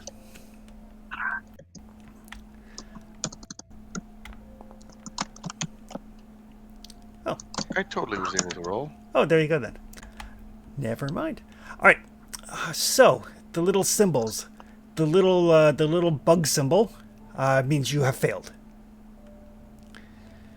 The number of stars will determine how well you succeeded. So you'll see there's one there that says Science Astronomy, check 62%, regular difficulty, and then 2 stars. That means I got a hard success. Because I rolled... 1 star is... 1 star is you succeeded. 2 stars, the hard success. Right, and then... Isn't there another level? And then 3 is an extreme success. Extreme, okay. If you fail a roll, you do have the opportunity to push the roll. For those of us who play various Free League games, we're familiar with the concept of pushing. In order to push a roll, you need to tell me what you are doing to push the situation. So it could be like taking extra time, getting closer to the cultists. You cannot push combat rolls, but anything else, like, if you're trying to charm somebody, you could start like really laying on the charm to push the roll. To push a roll and get another chance to make that roll, you need to explain to me how you're going above and beyond to change the situation. The downside to pushing: if you fail a pushed roll, I get the opportunity to inflict dire consequences upon you. It is essentially by accepting the risk of pushing, you're giving me carte blanche to make life miserable for your investigator if you fail that roll a second time. So say you're trying to charm a bellhop at a hotel to get a room number, and you fail the roll. You can take the failure and say, okay, they're not going to give us the information. We'll have to find another way to get into the room. Or you could push it and you could start like really laying into it. But if you fail that pushed roll, it could mean that they let you in, but they inform somebody, or they think that you're being a creep and hitting on them, and they call their manager. Like, things get worse for you as a result of a failed push. If you fail a pushed roll while you are insane, things go completely off the rails for you. So, for example, if you're trying to charm that person and you fail, okay. You fail the push roll, things get bad. If you happen to be insane while you're trying to charm them and you fail the pushed roll, you might become deluded into thinking that that person is infatuated with you, and you might become like a stalker. Or you might become convinced that they are secretly the eyes and ears of the cult you're trying to track down. Or you might be convinced that their eyes are actually recording everything that you say and do. I've met people like that. Yep. Failing pushed rolls is bad, but sometimes you have no choice. You've met people who record everything with their eyes? That believe that other people record everything with their eyes. Important to point that out, though. Yeah. All right. When you are making a skill roll, get in the habit of stating what your goal is, because it will help me to adjudicate the difficulty. But it also gets us in the habit of knowing why you are rolling. Like, don't just say like, instead of saying like, oh, can I make a library use roll to find out information about this Egyptian pharaoh. Tell me that I'm going to use my library use skill to find out information about pharaoh, whoever it is, in the 4th dynasty. Like, clearly state what your goal is for the skill roll. And that includes things like, if you're trying to persuade somebody, be very clear what you're trying to persuade them to do. If you're trying to sneak up on somebody, be very clear as to how close you're getting to them. If you fail a roll, failure does not necessarily mean you fail the action. 7th edition Call of Cthulhu has a lot of kind of fail forward wording. Essentially, the die roll is determining which one of us gets the narrative control. So, say Jaime's character is trying to pick a lock, since he just rolled locksmith there. If he's trying to pick a lock, it's like, I need to open this door. I got to get this door open quickly. That's my goal. My goal is to open this lock quickly. If he succeeds, he retains narrative control as to how his character opens the lock quickly. If he fails the roll, I get narrative control. I could say he doesn't pick the lock. That's probably boring. I could say he picks it, but he doesn't pick it quickly. I could say that he picks it, but he makes a bunch of noise. Failing the roll doesn't mean he fails to get into the room. It means I get narrative control as to how he gets into that room and what happens as a result. That's very interesting. I pick the lock and trigger the remote, the alarm. Right. If you are in a situation where you need to push a roll, it is advised that the keeper foreshadows what failure will mean. So it means, like, if you're in a situation where you may need to push a roll, you're not going to do it blindly without knowing what the consequences of failure are. So if Jaime failed that roll, you would say those guards are going to be around the corner in like 2 seconds, unless If I push the roll, if I fail it and I say, okay, I'm taking out my I'm in lock picking. I'm trying to like brute force it to get through or whatever. Then Right. you'll say, well, something, right? Right. Basically, yeah. If you decide to push, basically you make the roll, you fail. Before we determine what happens, you decide whether you're going to push it or not. Okay.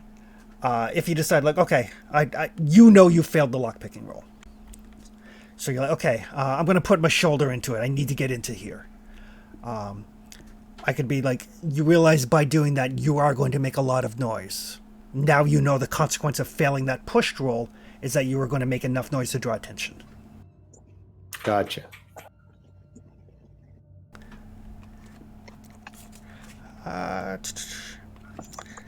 Fumbles and criticals. If you roll a 0-1, that is a critical success. When you roll a critical success, your luck has a chance of going up.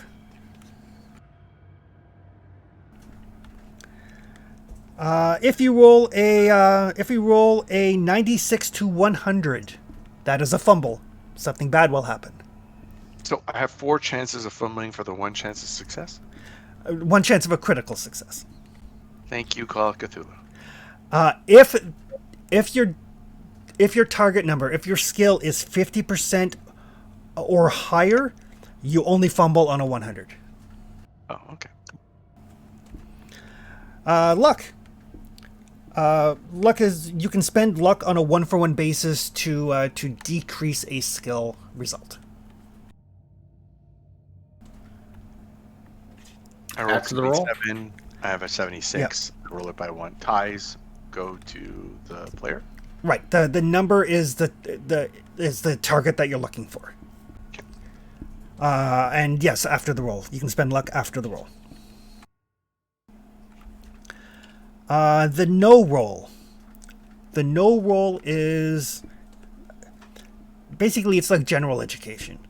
You don't need biology to know how many legs an arachnid has. Most people know that. You don't need chemistry to know that mixing water and sulfuric acid is a bad idea. So no is like your common sense general education sort of thing. It's rarely rolled, but it is an option. If you're like, would my character know this? Be like, I don't know. Roll your education to find out. Opposed rolls. So a regular success beats a failure, a hard success beats a regular success, an extreme success beats a hard success, and a critical beats an extreme.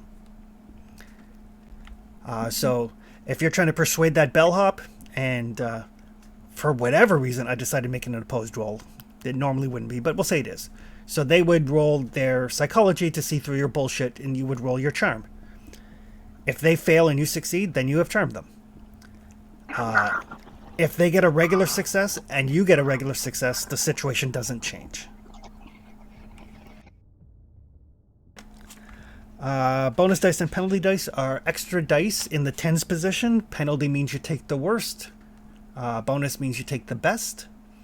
And unlike advantage or disadvantage, they stack to a maximum of 2.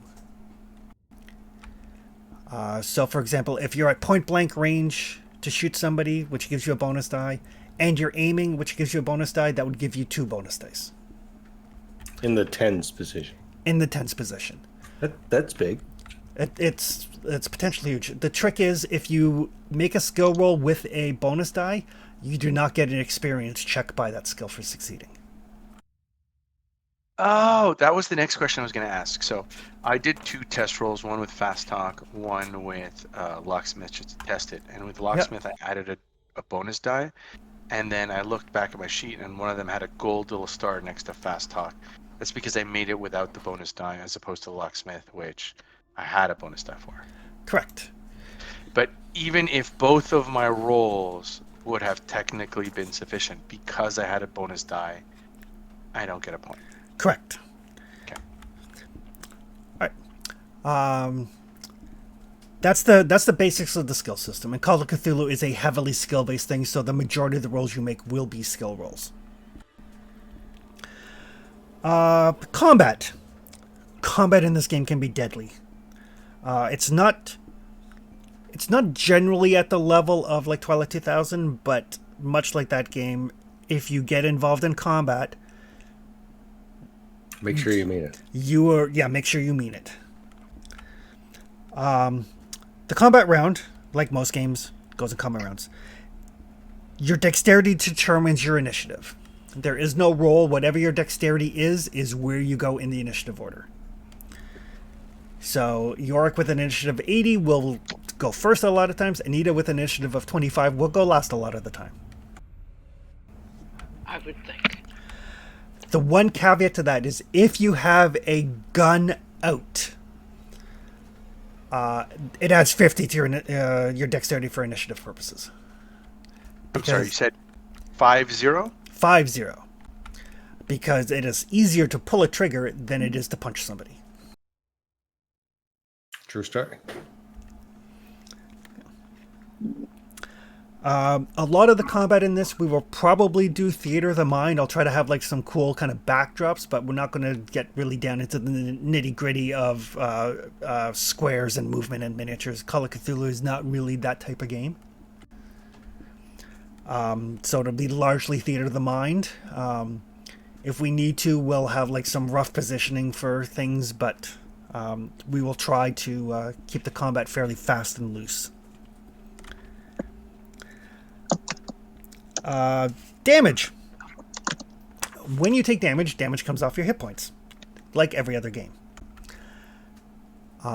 If an attack does 5 or more damage in a single hit after armor, that is what's called a major wound. If you suffer a major wound, there'll be a little box on your character sheet. You check that box. You need to make a Constitution roll, otherwise you fall unconscious. You immediately fall prone. If you get to 0 health while you have a major wound, you are in danger of dying. If you take damage equal to or greater than your hit points in a single hit, you die. Flat out. End of story. A really tough character in Call of Cthulhu has 18 hit points. There are creatures in the Mythos book who roll percentile dice for damage. Oh, Jesus. Wow. Cthulhu himself has a 90% chance of just devouring your investigator and killing you instantly. Not even a damage roll. Kill 1d4 player per turn. Yep. Which is why you generally don't fight elder things, but they're convenient. They're nice enough to give you the stats. Hand-to-hand combat is a little bit different. So in hand-to-hand combat, you can either try to do damage to somebody, punch them, kick them, stab them with a knife, machete him, chainsaw him, whatever. Or you can do a combat maneuver, which is anything other than doing damage. I want to grapple the guy. I want to disarm him. I want to throw him in front of the oncoming train. I want to shove him away so I can run. Anything that is not doing damage is a combat maneuver. Damage immediately, right? Because I can say, right. I want to shove him into a pole to hurt him. That's still a damage roll, right? Correct. When you make in hand-to-hand combat, as long as you know the attack is coming, you have the option to fight back. It doesn't take an action on your turn. It just helps to speed up the combat a little bit. And it basically means whoever wins the opposed roll is the one that inflicts damage. So say Trevor's character and Mark's character are both fighting some cultists. The cultists would get to roll their fight skill to fight back, and if they succeed, they would inflict damage, even though it is not their turn. But that does mean, if the cultist is going and he goes to punch Trevor's character wins the roll, he would inflict his damage, but then on his turn, he could also still attack and inflict more damage. It just speeds up the whole combat round.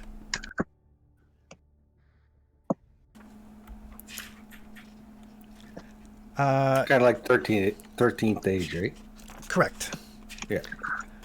Firearms. Firearms are bad news. You do not get to fight back against a firearm. You do not get to dodge a firearm. Your only option, if you're not already behind cover, is to give up your next attack to die for cover. If you die for cover, you'll give them a penalty die. Oh! You just give them a penalty die. They can just still. Yeah. Bullets are fast. Some weapons, anything piercing like a knife or a dagger and bullets, are what are called impaling weapons. So, if you hit with a normal weapon and you get an extreme or a critical success, you do max damage. So like if you're punching somebody and your damage is a D3 and you have a D4 damage bonus, on a critical you would do 7 damage to them. Impaling weapons do maximum damage, plus maximum damage bonus if any, plus another die of damage on a crit. So for example, I think a 45 does a D10 plus 2 damage. So it's bad news if you get shot by a 45. D10 plus 2 is nothing to sneeze at. Don't get shot. If they get an impale, that's going to be 12 plus a D10. Oh, jeez. I suppose it makes sense. People kill people with guns all the time. Yes. All guns have a malfunction range. It's usually 96 or higher. So within the fumble range, guns will malfunction. By malfunction, you mean they don't fire or they explode? Whichever one is funnier for you, I guess. Yeah, whichever one I like at the time, really. First aid. To be effective, first aid must be delivered within 1 hour, in which case it gives 1 hit point of recovery. What? Yep, hit point. First aid done within an hour will give you 1 hit point. Back. Yep. The medicine skill. Wow. The medicine skill takes at least an hour, and gives you back a D3 hit points.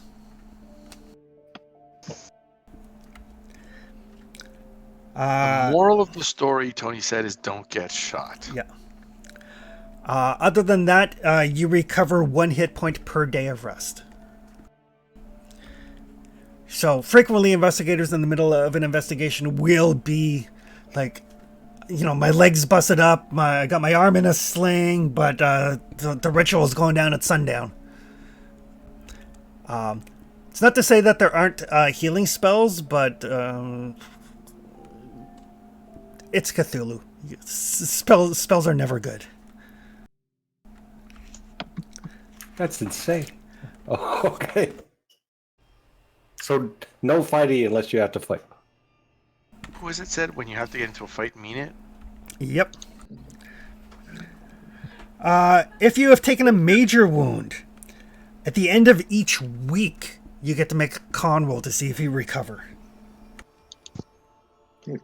What if you don't recover? You just keep your major wound? Uh-huh. So if you're like, if you've got a bleeding gut wound from where that cultist, cut you with a sickle, but you need to go and stop the ritual, you've still got that major wound, which means if you drop to 0 hit points, you're dying. So I'm bleeding out of my sickle wound for potentially weeks. Uh-huh. I mean, as long as you're in bed rest, right, you don't have to worry about the wound reopening. It's just going to take a while for everything to get back to place. Yeah, guys, go save the world. I'll be right there. Yeah.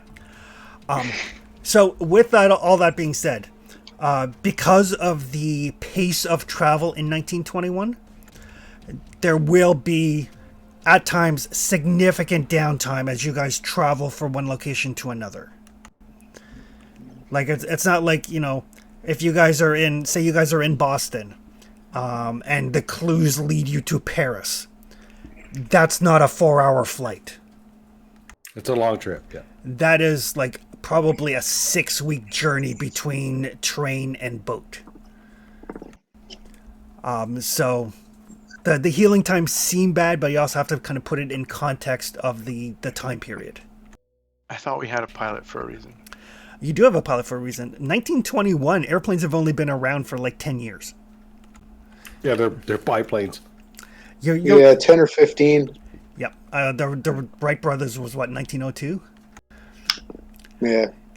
So your pilot has flown like the Sopwith Camel. If he's a war veteran, he's he probably didn't engage with the Red Baron, but certainly knows of him. That's the era of planes. Yeah, they used planes in World War One mostly as recon, apparently. Yes. Yep. They did not understand. And at some point, they just decided to put them weapon because pilot trying to just salute people was deemed a bit problematic. Like, you see the enemy, you don't have a weapon, you just say hi. So they tried to tell them, like, do something, fight them. So they started throwing bricks at each other's. That's I don't know, were dirigibles a thing at this point, or is that a little bit later? No, they are totally a thing. They are totally a Dude, thing. Blitz. Is this pre or post Hindenburg? When Hindenburg was 1931, Right before the Second World War. so like 30 something? yeah, it was in the 30s. Okay. So it's pre Hindenburg. Yeah, so Okay. they're perfectly safe. Perfectly. But thankfully, some of your investigators are wealthy enough that blimp travel is totally an option. But again, it is slow. So it sounds like spending weeks on recovery, but it's not D&D where you're adventuring every day of your life. That being said, there is an extensive timetable for the masks that lets me know what's happening, when, where, how, who, all that fun stuff. Yeah, it's horrible. We know. We're all gonna die. The chase rules are really good, but we'll worry about them if you get into a chase. They're pretty quick. Everybody's favorite thing in Call of Cthulhu, sanity. So on your Sanity check. So on your character sheet, you will have a sanity rating. Whenever you encounter something horrifying, either mundane or mythos related, there's a chance of losing sanity.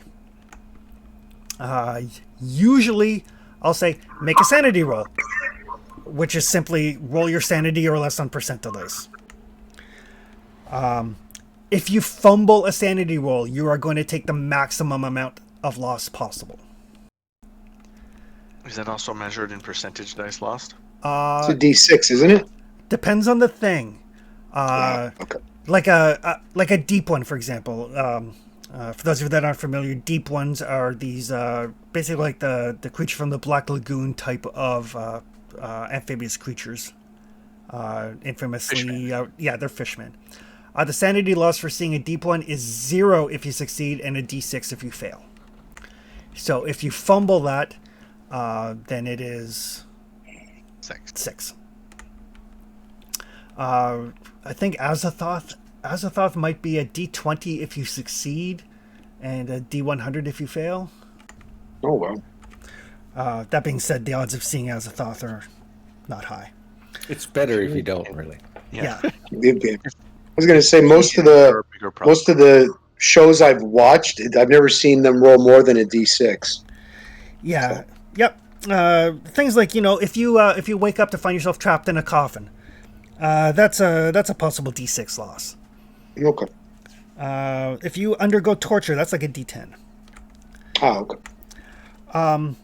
If you fail a roll, you are always going to have some sort of immediate reaction that I will say. So if you fail the roll, you might inadvertently scream. You might like a jump scare. You might jump a little bit. You might drop your light. Like there is always an involuntary reaction when you fail a sanity check. I'm trying to remember from previous editions I played. Is there a point of no return where you just become an NPC if your sanity gets to a certain point? Yes. Okay. Your maximum sanity. Good news. Your maximum sanity is 99. Yay. Bullshit. The bad news is if you pick up the Cthulhu Mythos skill, Your rating in the skill directly impacts your maximum sanity. So if you have a Cthulhu Mythos of 5%, your maximum sanity is 5 less. The less you know, the more sane you can be. Yes, there is no way to know the mythos and still be sane. Okay, I have a question for you, Chris, here about Yep. sanity and about the jump scares. Yep. You said that there is automatically something that happens. Yep. I'm assuming that's automatically something that happens immediately. It's not something that'll come back and haunt you later. It's not like a delayed reaction to something. Correct. That's calculated in the madness and insanity things. Correct. You drop something, you jump scare, you scream, you drop down, you pass out, whatever. Those are things that happen instantly. Yep. But you're having a PTSD or whatever, or other kind of reaction, that is all measured in sanity loss and insanity and temporary insanity, right? Correct. Yeah. So say you guys are investigating something and you come across a badly mangled animal carcass. That's if you succeed, it's 0, but if you fail, it's a D2 loss. So say somebody fails, they lose a single point of sanity. There's still that involuntary reaction. And to some extent, if you guys are, if you guys are really on the ball about role playing that immediate involuntary action, then excellent. I don't have to do anything. Actual insanity. If you lose, I love that there's a heading, actual insanity, as opposed to all the little shit. If you lose 5 or more points in a single instance, you will go temporarily insane. The way temporary insanity works is for a short period of time, I will have control of your character. There is a fun little chart I can roll on. But it's basically if you're with other investigators, then that temporary bout of madness will last a D10 rounds. If you are by yourself, it'll last for a D10 hours. Don't split the party. Got it. Trevor, why do you like this game? It's out to kill you. All right. So what may happen is, say, we'll pick on Trevor. Say Trevor sees something horrifying, loses 5 points of sanity, which means he's going to go temporarily mad. We'll assume he's not with anybody. So he's going to be under my purview for a D10 hours. What usually happens is I roll, and then I'm like, okay, 4 hours later, you find yourself in this situation. There may not necessarily, he may not remember what happened. He may have crystal clear memory as to what happened. To answer Tony's question, it's because I've read almost everything Lovecraft's done, plus a whole bunch of knockoffs, and it's probably driven me insane. There you go. Again, Oh, your sanity's low. Yeah, I get it. Okay, it makes no. more It's a sense. Cthulhu mythos that's high, so its insanity's low. All right. Following that time of temporary insanity, following that bout of madness, there is what's called underlying insanity, where you are back in control, but your investigator is just barely keeping it together. That'll last for, in the case of temporary insanity, like a D10 hours. During that time, if you lose even a single point of sanity, you have another bout of madness. So, again, we'll use examples. Say you guys come across a deep one. Trevor's character fails a roll, loses 5 sanity. Has a little bout of madness. Because he is with you guys, it's only going to last a D10 rounds. So say I roll randomly and he picks up...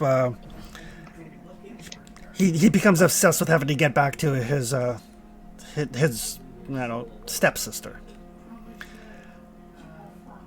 Once that D10 rounds is over, He's still very on edge, and the slightest little thing will send him spiraling back into madness again.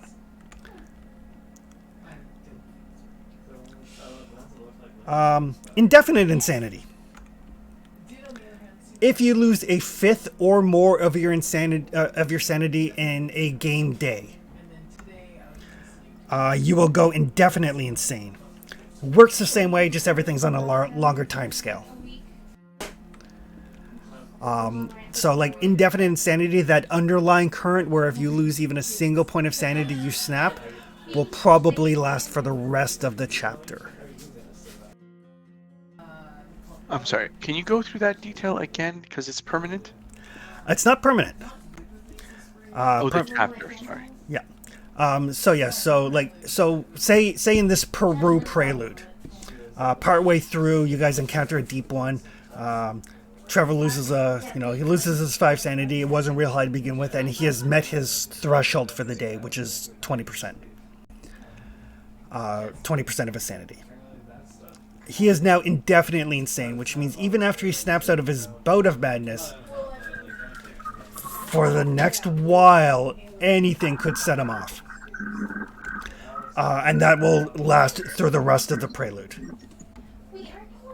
And when you say the chapter, are we talking about the game session or like multiple game sessions which bookend a chapter? It could be multiple sessions.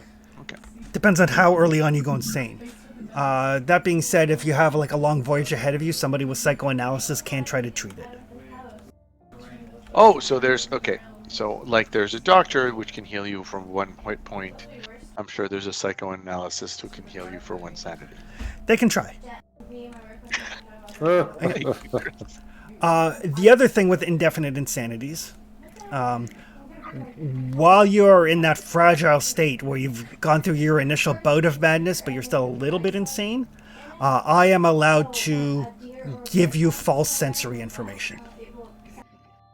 Oh, no. So I can describe things to you that are not real. And you, as the player, can choose whether you want to disbelieve or not. If you attempt to disbelieve and fail, you lose a point of sanity, which will then send you spiraling into madness. Start it all. Oh my god. Or you can just accept the information presented to you as being real. Oh, hi, he's a fish guy. Sure, I'll shoot him. So. Or we can have a nice, simple, boring campaign of sitting in our homes and doing nothing. Yes. I'm gonna make pie. Make pie like hobbits or something. All right. I want to play a hobbit. Yeah. For the Hobbit, I'd rather have a LARP than a tabletop game. Like we could just go into wood and bake pie. Breakfasts. Yeah. Because it is Call of Cthulhu, I do have D100 tables of phobias and manias that I can choose to inflict upon you as well. Oh, nice. Wonderful. Yep. And the other fun thing about insanities is when you go insane, I can alter aspects of your backstory. So you were talking about that, or someone was mentioning that in the chat, where you have to like list certain things as part of your backstory, and then you get to like decide to remove or add keywords to those. All right. Are we there yet, or is that a later point in time? We can do some of that now. So on your character sheet, under the backstory tab,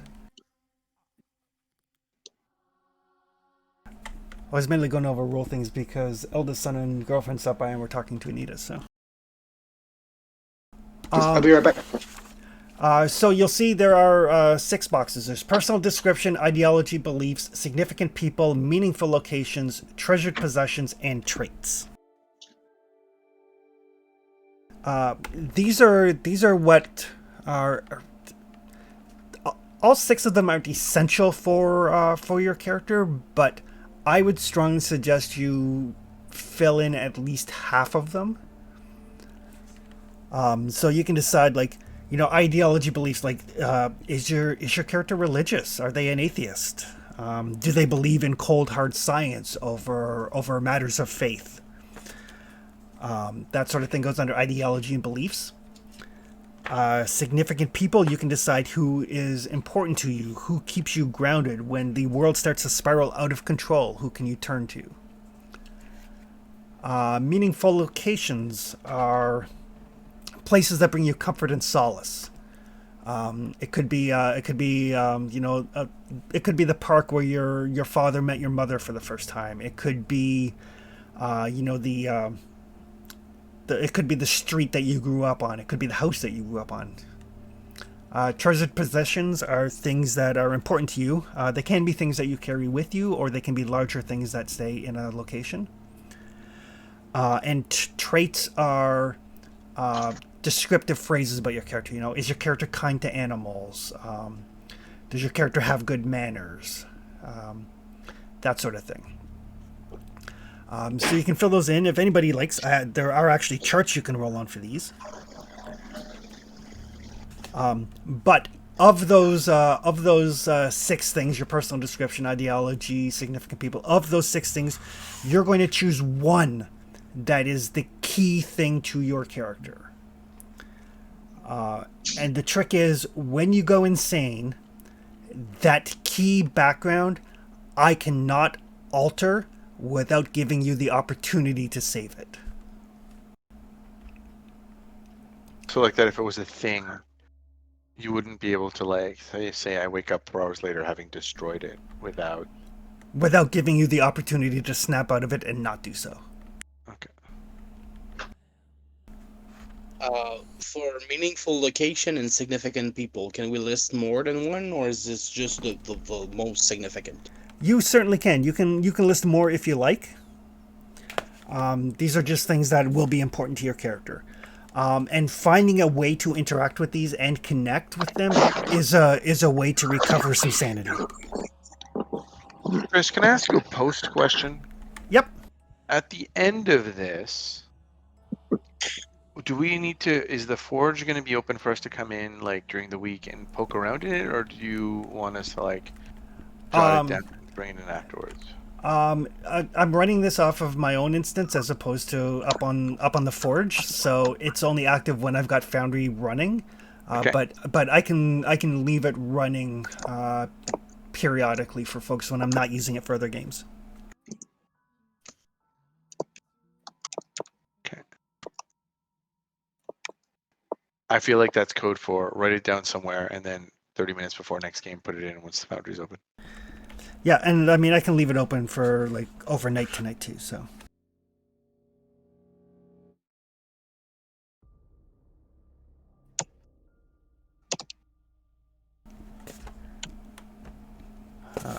I'm just trying to find my backstory tables in case anybody wants.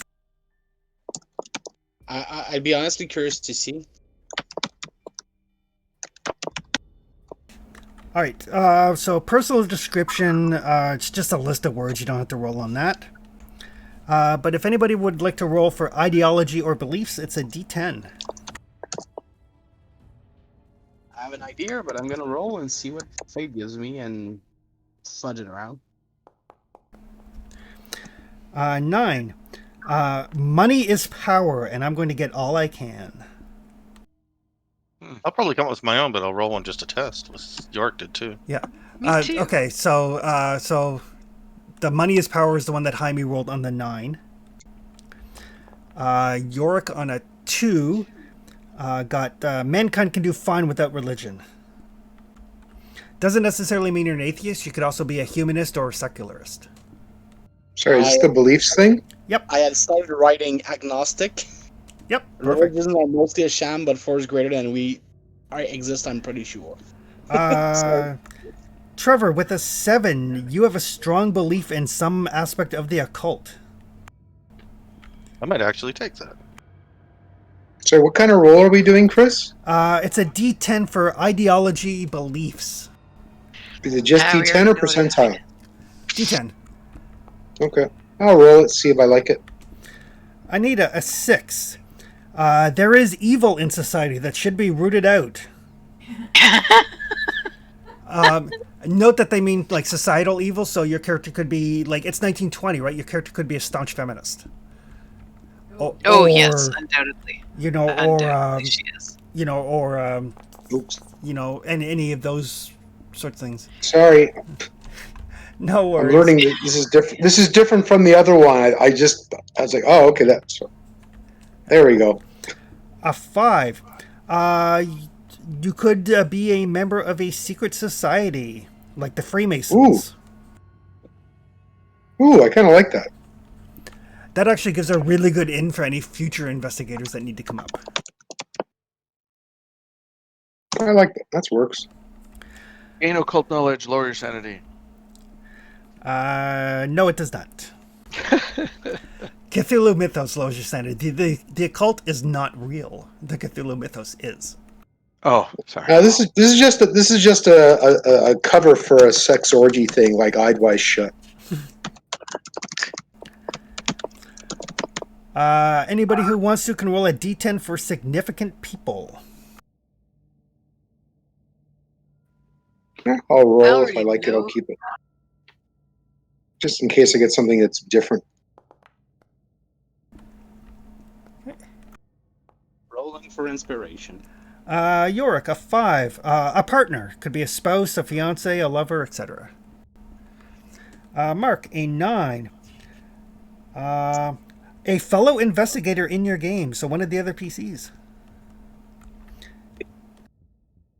I'm cool. Yeah, if someone wants to know me, hey, maybe the wrestler knows me. Maybe.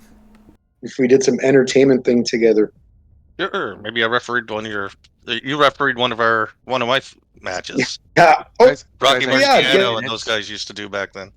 I need 2 minutes. I'll be back. Just keep going. I'll figure it Okay. out after. No worries. Alright. Did you want to roll for person, Anita? No, I already know who my significant person is. Okay. Did you want to roll for any of the random stuff, Tony? Sure. Alright. So a d10 for ideology beliefs.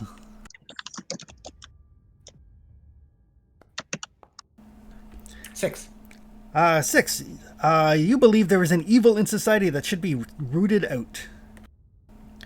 Example, drugs, Me too. violence, racism. I doubt that you and I have the same one. But maybe. Who knows? I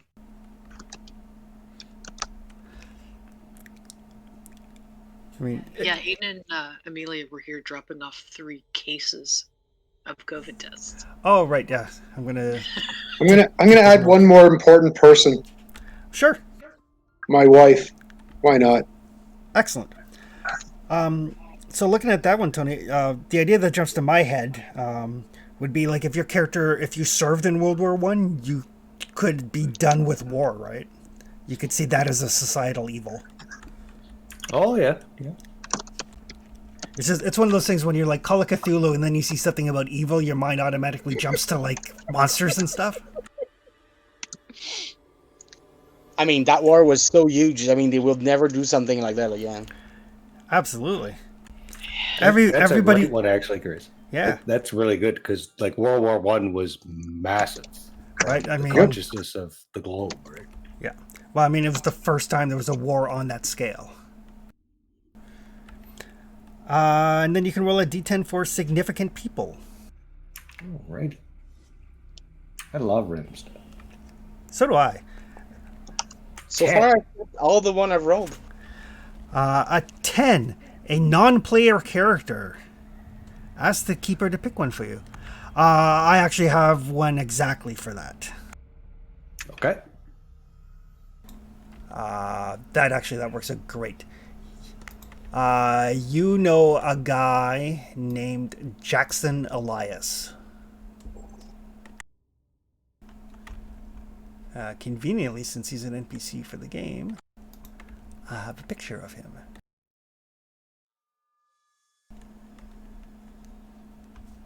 So maybe like a former war buddy or No, he's a writer. Hmm. But he's a writer who travels around. So you wouldn't know him from the war, but probably like you've piloted him someplace because he travels the world investigating like secret societies and cults. so maybe he's been hiring me to just jaunt him around the country. So yeah, you haven't seen him for a couple years at the start of the adventure, but you do know him. People can roll a d10 for meaningful location. Oh, I got some ideas, but I'll roll it. Okay.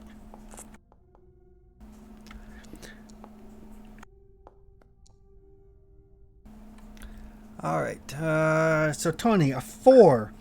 A place for quiet contemplation, like a library or country walks on your estate, or maybe you like going fishing. Maybe like an airplane hangar. Yeah.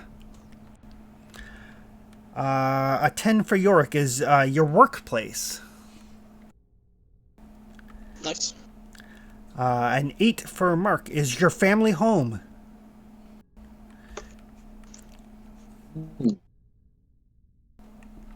Chris, I have a question while we're going through these. I'm gonna pick something off my list that I made. Sure. What was your question? I'm trying to find a way to phrase it without sounding like an idiot.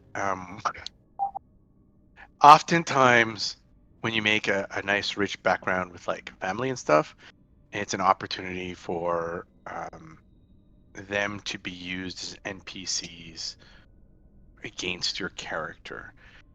The goal in this chronicle is to cause for consequences to matter.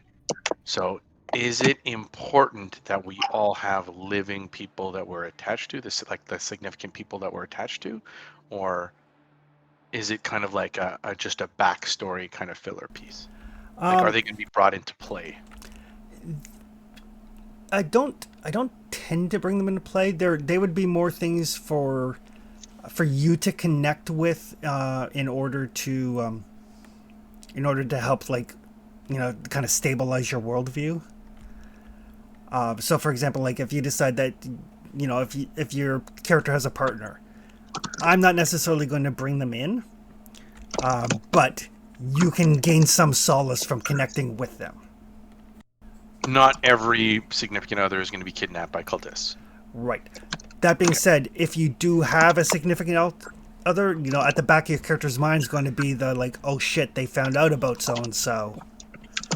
Now the pressure is on to stop them. Okay, fair. But yeah, I don't generally go for the, like, kidnap the character's parents, or force the character into the Batman thing, or where now they're an orphan.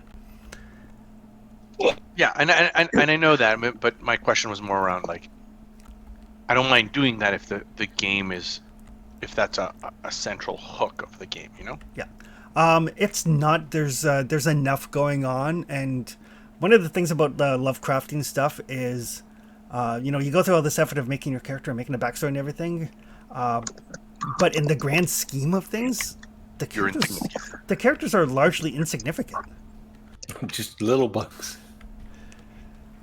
So it's not like the cultists are going to go like, oh, that private investigator, we should do everything we can to find out about his family. But they honestly don't care. We're not hero. They'll kill you deader than dead to stop you from stopping them. But they're not going to go out of their way to track down your wife and family in upstate New York and interrupt their plans in New Delhi. That'll happen anyway once they summon Cthulhu. Right. Don't have to kill people individually when you can kill them all at once. Nobody's playing a Jedi Knight here, right? Like, no one's too concerned about what's going on. And I'm sorry if I asked that kind of question. It's not to sound like, oh, I guess, it's just I want to make sure that for sure. I rolled on one of those, but I'm thinking about the character. Yeah. It's funny. It's a trade-off between how invested do I want to be in this character that's gonna die? Like, how deep of a background am I gonna give him?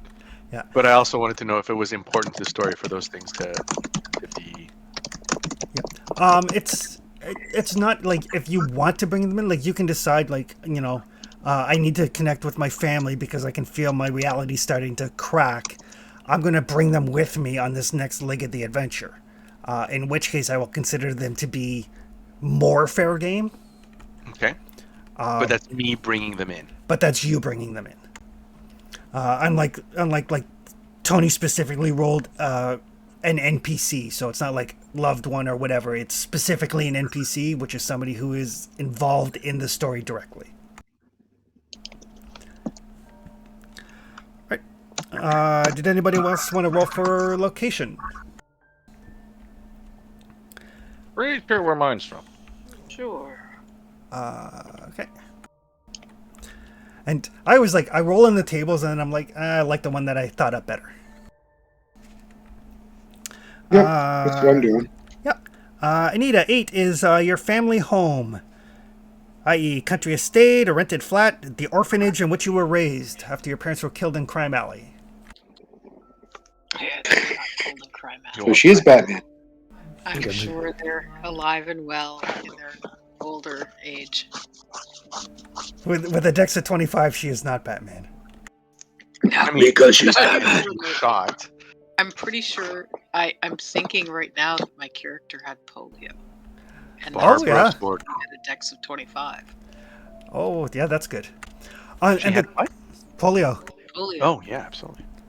And that's one of the things with Call of Cthulhu too, right? Like, low stats. Like, so many characters in Call of Cthulhu get into trouble because they're trying to fix something they think is wrong with them. So, like, having a low dexterity means maybe your character is desperate enough to try other means of finding a way to, like, fix her legs or whatever. Oh, Like, kind of like a driving goal kind of deal. like that level of kind of obsessiveness over things is why having low stats, for like a low stat or two, not all your stats, God no, but having a low stat or two in Call of Cthulhu is actually really beneficial for character motivation. I like that. I know what I'm going to do with that. I mean, I played a Call of Cthulhu game once where one of the characters, he started off that way. He was like, we were like special forces guys. It was Cthulhu Modern, and he had I think it was his strength that was like low or his con, but he was searching for a way, and he ended up falling in with this cult, and then he ended up reading all of the books that he found. And then he ended up with a Cthulhu Mythos skill of 95 and a maximum sanity of 5. And then sacrificed the rest of the team to Haster. And so I'm totally sure that there are those slippery slopes Yes. where with that Cthulhu lore where you're like, here's the free. If you do this, you get a free 25 points, and some people are gonna be like, arp, arp, arp, arp, arp, arp. Wait, what am I saying? Here's a book. No, I don't want the book. I don't want to open the book. I don't want to know the book exists. Just bury the book, burn the book, whatever. The thing with books, the Mythos tomes, the Necronomicon, the Liber de Ghouls, Unspeakable Cults, all of those books, they all have like a Cthulhu Mythos rating, which is how much your score will go up after you read the book. They often also have useful information and spells and stuff. They all come with a sanity loss. You know, you read the Necronomicon, you lose 2d10 sand. In 7th edition, they have an option where your character can choose not to believe. So you can get to Cthulhu Mythos skill without losing any sanity. But it's because that's all book knowledge. As soon as you lose sanity to something from the Mythos, a spell, a deep one, a ghoul, whatever, as soon as you lose sanity to something from the Mythos, everything that you've read is suddenly made real and manifest, and you lose all the sanity you would have lost for the books you read. Of course. In one fell swoop. Until then, though... And that'll be more than your 20% that you have per day. Absolutely, it will. But I love the fact that they have it so your character can choose to be a non-believer. And still pick up the Cthulhu Mythos skill and just like, nope, that's not real, that's not real. And even if you see a deep one, because there's no sanity loss if you make the roll, doesn't bother you at all. It's when you lose that first thing and catch that first true glimpse into the reality that underlies ours that everything comes rushing. And then your mind just snaps. And then your mind just snaps. You're like, it was all real. It wasn't all fake. Like, you can get away with, like, these people believe that, ha ha ha. But the second that it becomes real to you, it like throws your worldview into question. Yeah, I get Exactly. that. Was your character in Delta Green? No, there was a book called, I think it was called Cthulhu Now. It was like the precursor to Delta Green. Okay. Because Delta Green is futuristic-ish, but we failed. Like, it's beyond solving the world. Yeah. Even though Yeah. there was a modern one. Yeah, I think the source book was called Cthulhu Now. I think it was the first modern source book. Okay. But that would have been like 1989-ish. 89, 90, sometime around there. So the special forces couldn't do this, but this scrub group of 1920s people. I don't want no scrub. The feeling I have with Conan's and going into Cthulhu, going into the 90s, going to Delta Green, is that the earlier we solve the problem, the easier it is. That's right. And the longer we let it live, the more impossible it is to fix. That's right. In Call of Cthulhu, or in Conan, you can kill or drive back Cthulhu with a strong enough sword. Or both. Yep. People can roll for a treasured possession if they like. D10. I'll roll. Yeah, D10. Does anyone have a backstory that they already want to talk about, or anything like that? Or are you guys building it as you guys are rolling? I got some ideas. I mean, mine's really, really generic at the moment, but I'm playing a guy that was a fighter pilot in World War One. World War One has come to a close. Now he's a charter pilot. Kind of a little shell shocked from the war, but just looking for adventure, I guess, until I roll something horrible. I'm a retired Mexican pro wrestler who's now a movie star, at least in 1921. 1925, he'll be a director. Based on I'm El sorry? based on a real person named El Santo. Yep. I'm a boxer in the downside of his career who's at this point in time kind of just living off his fame and the money that he made and the few years of popularity that he had, and he's trying to basically soak up and enjoy every last minute of it.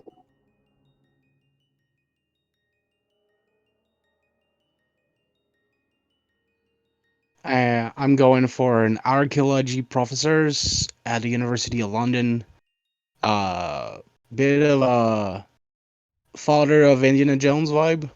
Going on to dig site, exploring and trying to find relics. Very very British Museum kind of deal. So a mix between field guy and archaeologist. Tenure professor at the university kind of deal. Figure we need one of those in the Cthulhu game. Yep. With a vested interest in ancient mysteries, occult, and stuff like that.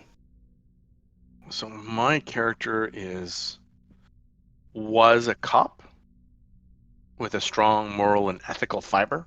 He likes like clean up the force, blue collar guy, and he basically got rubbed out because he found corruption in the force and was actually moving against it. You know how in that 1920s, like the mafia and the police are pretty much the same thing, right? So he got pushed out of the force and he got kind of disillusioned by that. He still holds himself to a high moral standing, but no cop wants to work with him. He doesn't have a great reputation, and he ends up having to fights the good fight, but keeps getting his hands more and more dirty as it goes on. So he's kind of like becoming more and more disillusioned with that good can ever win. It's Cthulhu. Good can never win. Yeah, that's the whole point, right? Is Anita here? Yep. Yeah. Evelyn was or is a twin Her brother, she and her brother George are very close. They were always together, and just inseparable as children, always getting into trouble together. He was always pulling her along to any boys only things that he had going on. So she was always with him and his friends. But when she turned 17, she caught polio. And he was terribly afraid that she was going to die, and ended up turning to spirituality and the occult. And naturally, as she recovered, she went right along with it. And now she's a parapsychologist. Crazy gimp lady. Gotcha. All right. Treasured possessions. So, let's see. Tony, a 1. An item connected with your highest skill. Oh, okay. My highest skill is. What is my Hopefully highest pilot. skill? Hope He you said raised that fighter from 1. pilot. Oh, We said my World War I. highest skill is pilot. Yeah, 81. Okay. He said First World War fighter pilot. He just has a stack of bricks in his back of his car now. So, obviously, you do not own your own plane, You own a Purple Heart? but it is something connected to your pilot skill. So, it could be your flight jacket, even. Flight jacket. Could be Lucky goggles. gloves. could be your aviator cap. Actually, no. The flight jacket, like that's iconic, right? 1920s leather, fur around the collar, flight jacket. That's a thing. Yep. Mine's gonna be my old police badge. That makes sense. I never give it in. Yorick, a 10. That's a pet. Oh, Oh, York's got another pet. A dog, a cat, a tortoise. Oh yes, I love that. A chinchilla. It'd be funny to have an exotic pet in the 20s because it's kind of like both totally in theme and two, no one has exotic pets in the 20s at the same time. I mean, he's an archaeologist that would go to like Egypt and all those places. He would have brought back something stupid. Dude, you have a monkey. Like a monkey, like in Yeah. Indiana Jones. I was just gonna say now I'm picturing more like Sala. I'm gonna have a pet monkey. How else are you gonna find the poison dates? Exactly. Bad dates. Right. I need a 2. An essential item for your occupation. Occupation is crazy person? Like, My occupation is parapsychologist. Oh god, Yeah. a Ouija board would be creepy. It could be a Ouija board, could be tarot cards, could be a crystal ball. a brain in formaldehyde. Given the fact that it's the 1920s, it could be like one of those spirit knocking boards. Yeah, I'm thinking though, if her brother is deceased, she could use a Ouija board to try to contact him and think that she's getting messages from him. Oh, that'll go well in Call of Cthulhu. Yeah, she's a witch. This is why we bought 5 parachutes for 6 people.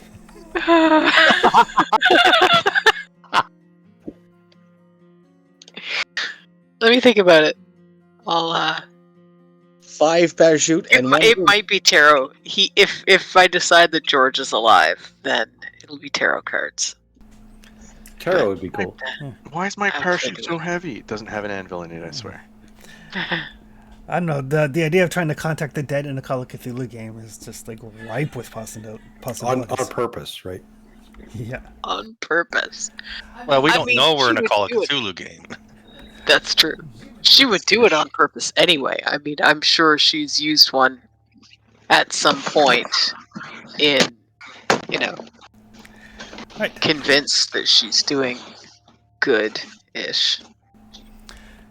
And for Mark, a 7. Something you found but don't know what it is, and you seek answers. For example, a letter you found in a cupboard written in an unknown language.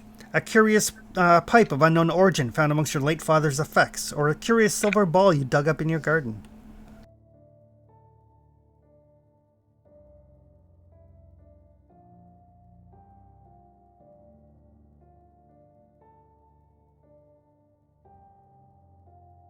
Did I lose connectivity or did? Nope. Oh, we're just being Nope, quiet. you're here. Sorry, I stepped away for a second. Can you repeat that? I heard most of it, but So 7. strange object. An object that you found that you don't know what it is and you're trying to find out. Hmm. An odd-shaped coin. Is there any skill to interact with a pet? I'm gonna go with one of the ones I did. You can interact with your pet. There is animal handling, which is an uncommon skill, which means it's not something that is commonly available. But Okay, so I could not start with it or spend some of my point for that. correct, you'd have to find somebody that could teach you. Okay, I'll do that. Until then, you have a monkey on a leash?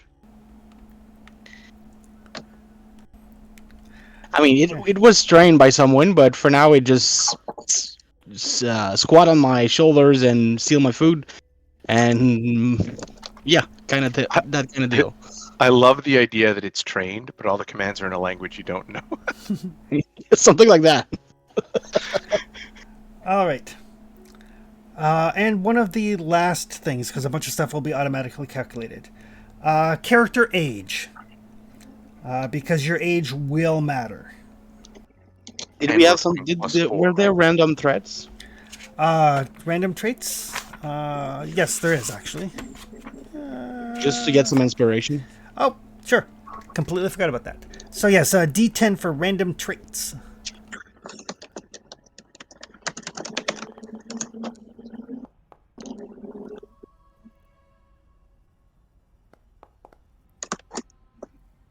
Are these personality traits? Yep.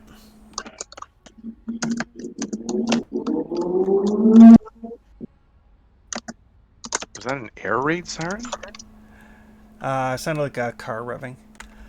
Oh, it's probably me. Sorry, or it's background here. No worries. Traits. For Yorick, a 10. Ambitious. To achieve a goal, to become the boss, to have it all. That sort of thing. That sounds fair.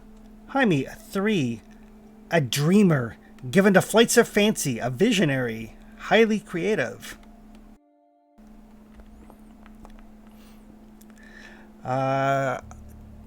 Tony, a 4. A hedonist. Hedonist. Okay. Yeah. Life and soul of the party. Entertaining drunk. Live fast, die young. Fly high. Oh, it should be me. I could play that. I need a 2. Good with animals. Could be like... No, I don't think so. I don't see yours having all that much of a connection with animals at all. Note though, like by good with animals, it could also be like maybe you just grew up on a farm. Yeah, no. An 8 for Mark. Loyal. Example, stands by his or her friends, never breaks a promise, would die for his or her beliefs. What's Tony's one about being, life of the party? Yep. Hedonist. Is there one about, anger and having a temper or anything? No, your traits starting off are generally good qualities. Oh, okay. That being said, as you go insane, I can twist them. Okay, so what's Tony's one again? Hedonist. I think I like that one more. I need a 5. Gambler and risk taker. Poker faced, try anything once, lives on the edge. Ooh, actually, I like that See one. that describing her very well either. Sorry, what's that one again? Gambler and risk taker. I like that one for me. Yeah. And Go for again, these are like kind of very broad, so you guys can like kind of focus them in. The Sure. the suggestion for your backgrounds, like now that you guys have some rough ideas, is to like be specific about it, and to kind of like make bold statements about them. Like if your significant person is your wife, don't just say like significant person my wife. Be like my beloved wife, which is better, or like my beloved wife, and then put in a name because that's even better. Or my beloved wife, insert name, without whom I could not live. Just because it gives me more things to manipulate when you go insane. So for like my guy's trait, by being hedonist, like party, he's always tried to do this. That could be a PSD thing from the war, right? Right. It could be like self-medication, right? Yeah, self-medication. Yeah. Actually, everything you want. I really keep this. Yeah. Oh yeah, totally. Yeah. Especially because at the time, like like shell shock wasn't recognized as a thing Not to a this, bit. right, to the same No, extent it it is was- now. Actually,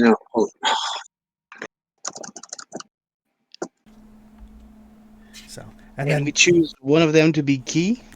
and then yes, out of your various things, choose one of them that is the key thing to your character, which will mean like that's the one that I can't touch easily. Is it a single line in one of those boxes, or is it the entire box? Like, is it my significant people or this significant person? It's this significant person. Okay. I'm really hesitating between my significant person and my treasured possession. Yeah. My monkey. I mean, I do have a habit of killing off people's like pets in games. I don't intend to, but I'm always like, the monster could attack a PC or it could attack the horse. It'll eat the horse. We got Tony for that. There you go. You said we were going to roll for age? No, you choose your age. Okay. But Okay. the prelude happens 4 years before the main campaign, so it's going to be something plus 4. Yeah. Chris, so I'm Let's going see to go what with the hedonist thing, and I'm just going to say I enjoy the fame and social perks of of my fame and popularity. Perfect. Maybe I shouldn't be 91. 91. How are you getting around at 91 in this era? Not well. We're gonna have to wheel grandma It around. does have 25 decks. Things are explainable. Morgan Well, Freeman's I hope- driving her. I hope this doesn't involve mountain climbing or anything, or deep diving or anything. No, but like seriously Oh, though, my Anita, dice are back. 91 explains your 25 decks. Like it totally does. Just Maybe just dial that back to like 71 or 61. just to be clear, my aging Oh table my stops at God. 89.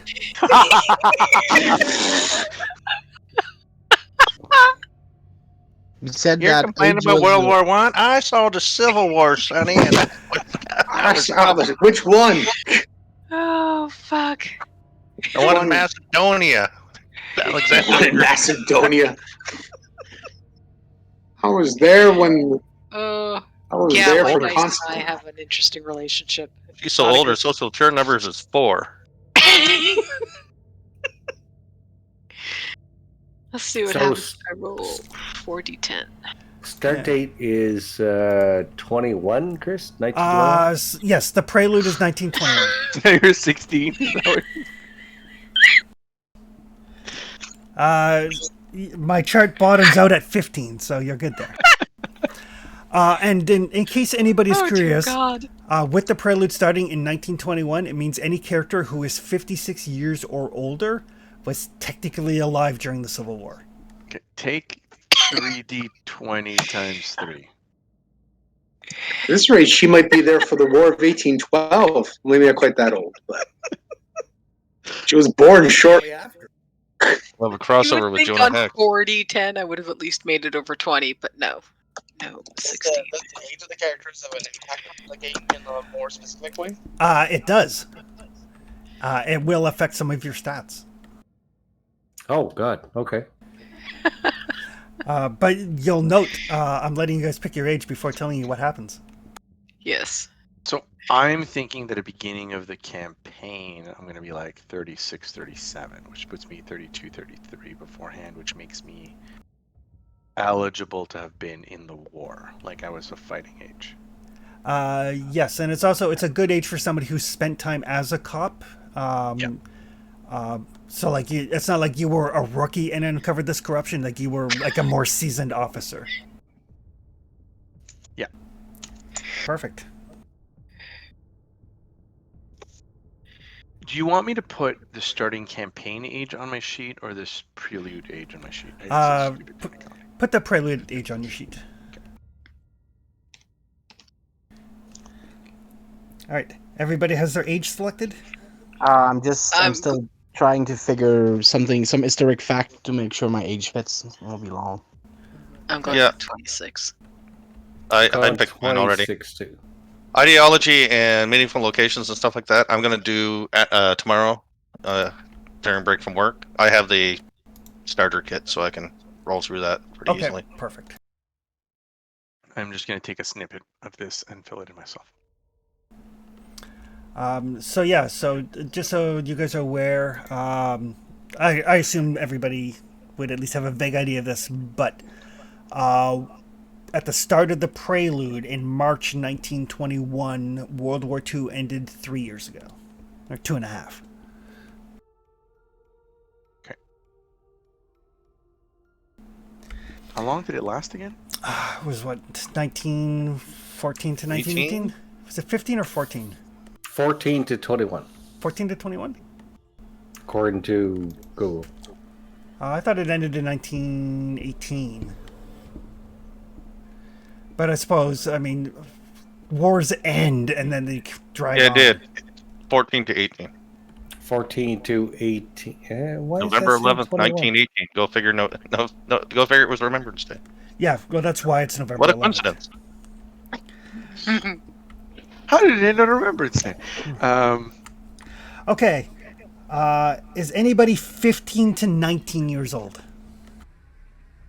Yeah. At the prelude start. Oh, Okay. yeah, 50 or 15, 1 5. oh, okay. Okay. Is anybody 20 to 39? Yes. Okay. Yep. So both of you are going to make what's called an improvement check for education. Okay. How do we do that? So you want to roll higher than your education on percentile days. My education's huge.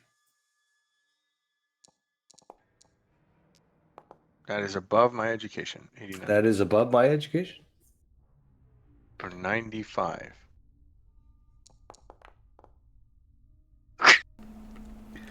I apparently got rid of mine when I tried to roll an age. Okay. So for those of you who rolled higher than your education, so for Jaime and sorry. Tony, how old is your Sorry, I character? stepped away. Yeah. How old's your character, Mark? Well, start of the game, like in the quote-unquote modern time, he'll be 38. So I guess 34 at the start. Okay.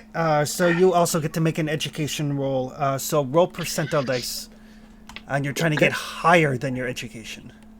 Which What is was the different. knockoff for this round? 38, you said, or something like that. 39. 39. Okay. Okay.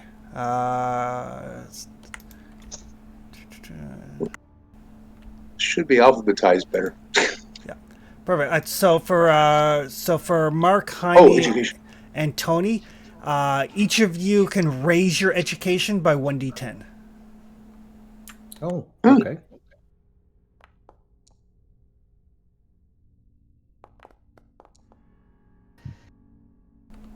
Wait. Nice. Perfect. And Jeez.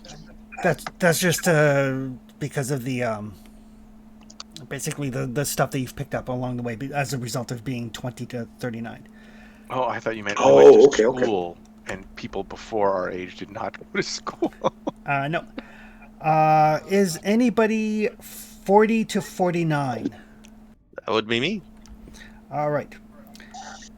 So, you get to make 2 improvement checks for education. So, percentile dice twice. Oof. Nope. Nope. Nope. What are you talking about? That's 102.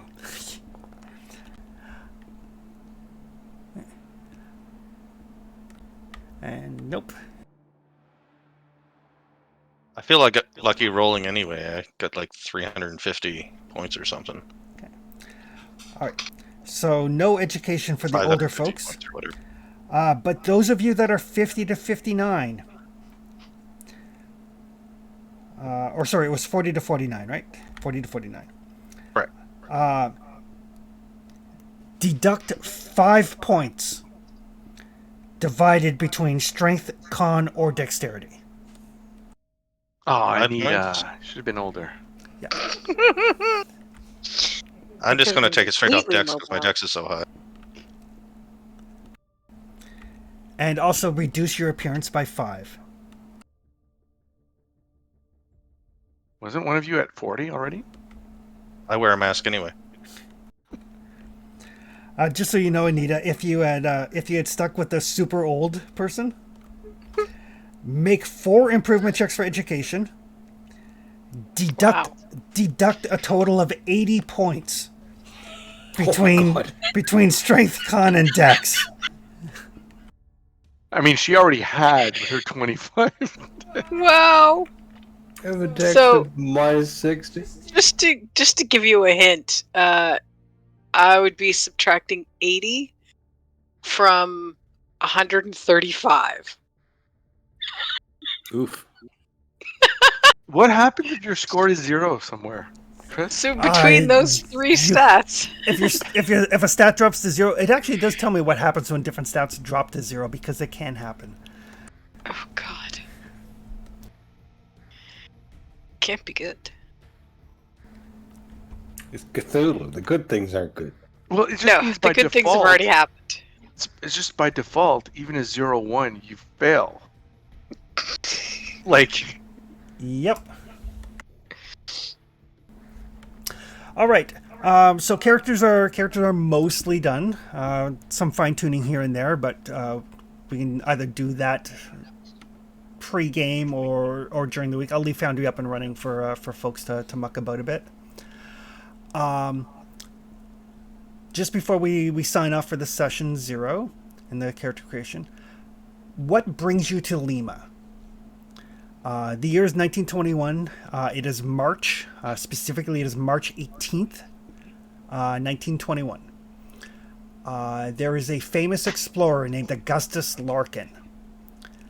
He has reached out to newspapers, to explorer societies, to adventuring societies, to academics, and halls of learning. That he is planning an expedition into the southern highlands of Peru. He believes that he hopes to identify the site of a pyramid that has been long forgotten by history, an untouched Incan pyramid. There have been a number of golden artifacts found in the region, and he believes he has found evidence that will lead to the source. He is currently in Lima. He's planning the expedition and is recruiting companions and backers. So anybody who has money might want to actually financially back this.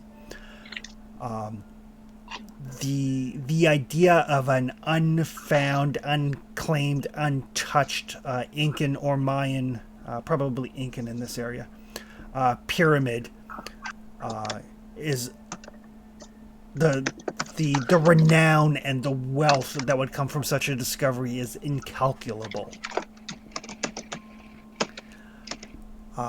And Larkin does have a reputation as an explorer of some middling reputation.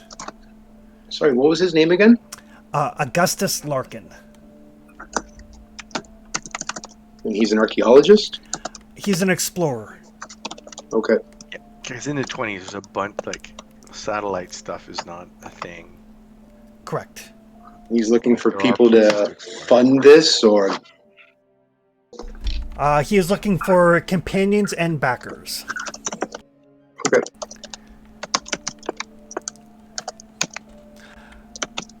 So as you guys arrive in Lima, having traveled for months by boat, There is no other avenue. You've gotten to kind of know one another to some extent. You kind of went mute there for a minute, Chris. Oh, sorry. So you guys have traveled to Lima. You guys have, at the very least, you recognize one another. You don't necessarily know one another, but you recognize one another. And as we pick up with the with session 1 next week, we will get into the start of this campaign. Awesome. Great. And we're all gonna die. I mean, yeah. Yeah, We're all gonna die eventually. kind At of a some given. point. Yeah. But yes, so we will start kind of in media res next week as you guys hit the streets of Lima and this expedition into the depths of Peru. Sweet. Alrighty. I got $5. I say that I'm gonna outlive all of you. You're the gambler, aren't you? When you're gonna get an airplane, you're gonna call it the "I'm gonna live forever." The prelude is designed to give you guys a feel for the system without being overly dangerous. Before it kicks into high gear. Yeah. That comes later. Yeah, it's funny. The prelude they wrote for this edition of it because they wanted to give people a little bit of a leg up and to introduce like some key NPCs earlier, so there's a stronger connection with them. So Hate all of this already. So it's funny the prelude. The prelude is the size of like a normal like adventure module. It's like 40-ish pages. Oh, wow. The overall campaign is 666 pages. It is a wealth of material. That amuses me to no end. Yeah, I decided to download the free player starter kit or whatever, and that's like a good hefty 50, 60 pages. I haven't started reading it yet. You know it's something when the free starter is 60 pages long. Something like that. The Call of Cthulhu. Yeah, I think they throw a scenario in it for it though. The quick start is basic rules, sample characters, and a scenario, and it's a pretty solid quick start. I was going to buy that next, but I thought I'm going to read this first. Yeah. Since it was free. Yep, and more companies do that now. They're like, here's like sampling rules and a couple of characters in an adventure. Go play, and then if you like it, buy our stuff. Yep. It is. I love free quick starts. There's the new Free League game that's coming. Dragon's Bane has a free quick start, and it's really good. I mean, it's the Swedish edition of D&D. Nothing makes you want to play a game more than playing it. Yeah, exactly. Absolutely. And this is like a legendary campaign. I mean, it is. It really is. I am trying to stay away from everything regarding like the Call of Cthulhu game. As much as I've read some stuff like the fiction, I've read. Obviously, everyone's read a little bit of fan fiction, and I've played the board games, Arkham Horror. What's the other one? Eldritch Horror. Eldritch Horror. Thank you. But I'm trying to stay away from like the actual RPG elements and the Chronicles. The thing with this campaign, it is largely regarded as one of the best campaigns ever written for any role playing game. Wow, really? Yeah. And the edition that we're playing, if you go into the general chat and Discord, I posted a picture of the hard copy of it. This is the set you get when you buy that adventure. Yeah, and there's like a Isn't that massive. freaking awesome? See that pile of stuff? That's handouts. Yeah. That being said, the adventure is also generally regarded as something of like a Mount Everest or a white whale. The number of groups who have started the adventure is not the same as the number of groups that have played all the way through the adventure. Because it is lengthy. Is it one that's been rewritten with each edition? I don't think they've written it for each edition because Call of Cthulhu 7th edition is out, and this is only the 5th edition of Masks. So, just as an FYI, we play on Wednesdays. Yep. Next Wednesday is the 2nd. On the 3rd, I'm on vacation for a week and a half. Okay. That doesn't mean I'm not going to attend the one on the 9th. It just means that, and I know it's the launch of the actual campaign, but it will be potentially 1 a.m. my time all the way to like 3 or 4 a.m. my time, and my spouse will be sleeping in the same room as we hotel, right? So I might be very, very quiet and or poorly participating, but my goal is to still be there and get on that beginning thread. I might not be hugely participative, but I want to be there. No Play worries. from the bathroom. Exactly, right? Just, I'll be talking like this, and like very, very quietly if I have to. Yeah. But with all that being said, the caveat that I want to put is it is a lengthy campaign. And if we find that we get to the point where it's not fun anymore, and I realize everybody's definition of fun with Call of Cthulhu is going to be different. But if we get to the point where we're just like, where it seems more like work, like we're obsessively trying to finish it as opposed to having fun playing it, then we'll adjudicate whether we're going to call it quits or not. I think that's pretty standard for every game, though. I think so. I just I want to be upfront about it, knowing that it is a lengthy campaign. So we'll kind of keep an eye on whether or not we're having fun with it, or whether we're like, oh, we only have 2 more chapters to go. We can finish this. So Right. I got. yeah. So just kind of something to be aware of. Mhm. That being said, weekly games fly by really fast. They do. Yep. You've forgotten. Your Forbidden Lands game is flying by. Right? Like we just finished what, like session 20 of that? Yeah, it felt like we just Something like- started. Yeah, right around there. Right. So weekly games do fly by fast. And there's a lot of variability in this too. Like, if you guys decide to, because there are, aside from the main campaign, in many of the locations, there are other things going on that the investigators can get involved in. So it's kind of like, you play Skyrim and you're like, oh, here's the main quest, and you go, oh, side quest, and you go off that way. So there are some elements of that. So initially I may present some of them, but if I find that we're spending too much time on the side quests, I may just not drop the hints for those. The other thing is that we might not, they're not labeled side quests, right? So we might think that they're part of the core adventure, right? Right. And some of them are very clearly not, but it's more like investigators in the place to do something about a thing that's happening. Help Me Find My Cat is less of a main quest thing. Yeah. But with that, even though it is a written campaign, it is also very sandboxy. Like once you guys start getting on the trail, you guys are going to have a lot of options as to which avenues you want to pursue, where you want to go, who you want to talk to, what you want to do about the things that are happening. It is sandboxy within some very broad borders. So it's not going to be like, oh, you're in Boston. Okay, now you need to go to San Francisco. Oh, and now you need to hop the train to El Paso. Oh, now you need to go to the Alamo. It's not a lot of that. It's a lot of like, here's a bunch of things that lead in a spider web of directions. Where would you like to go? Okay. All righty. So we'll see everyone next week. I'm very excited. Yes. Perfect. It's like my dream campaign here. So Awesome. Some people tomorrow night. Cool. Yeah.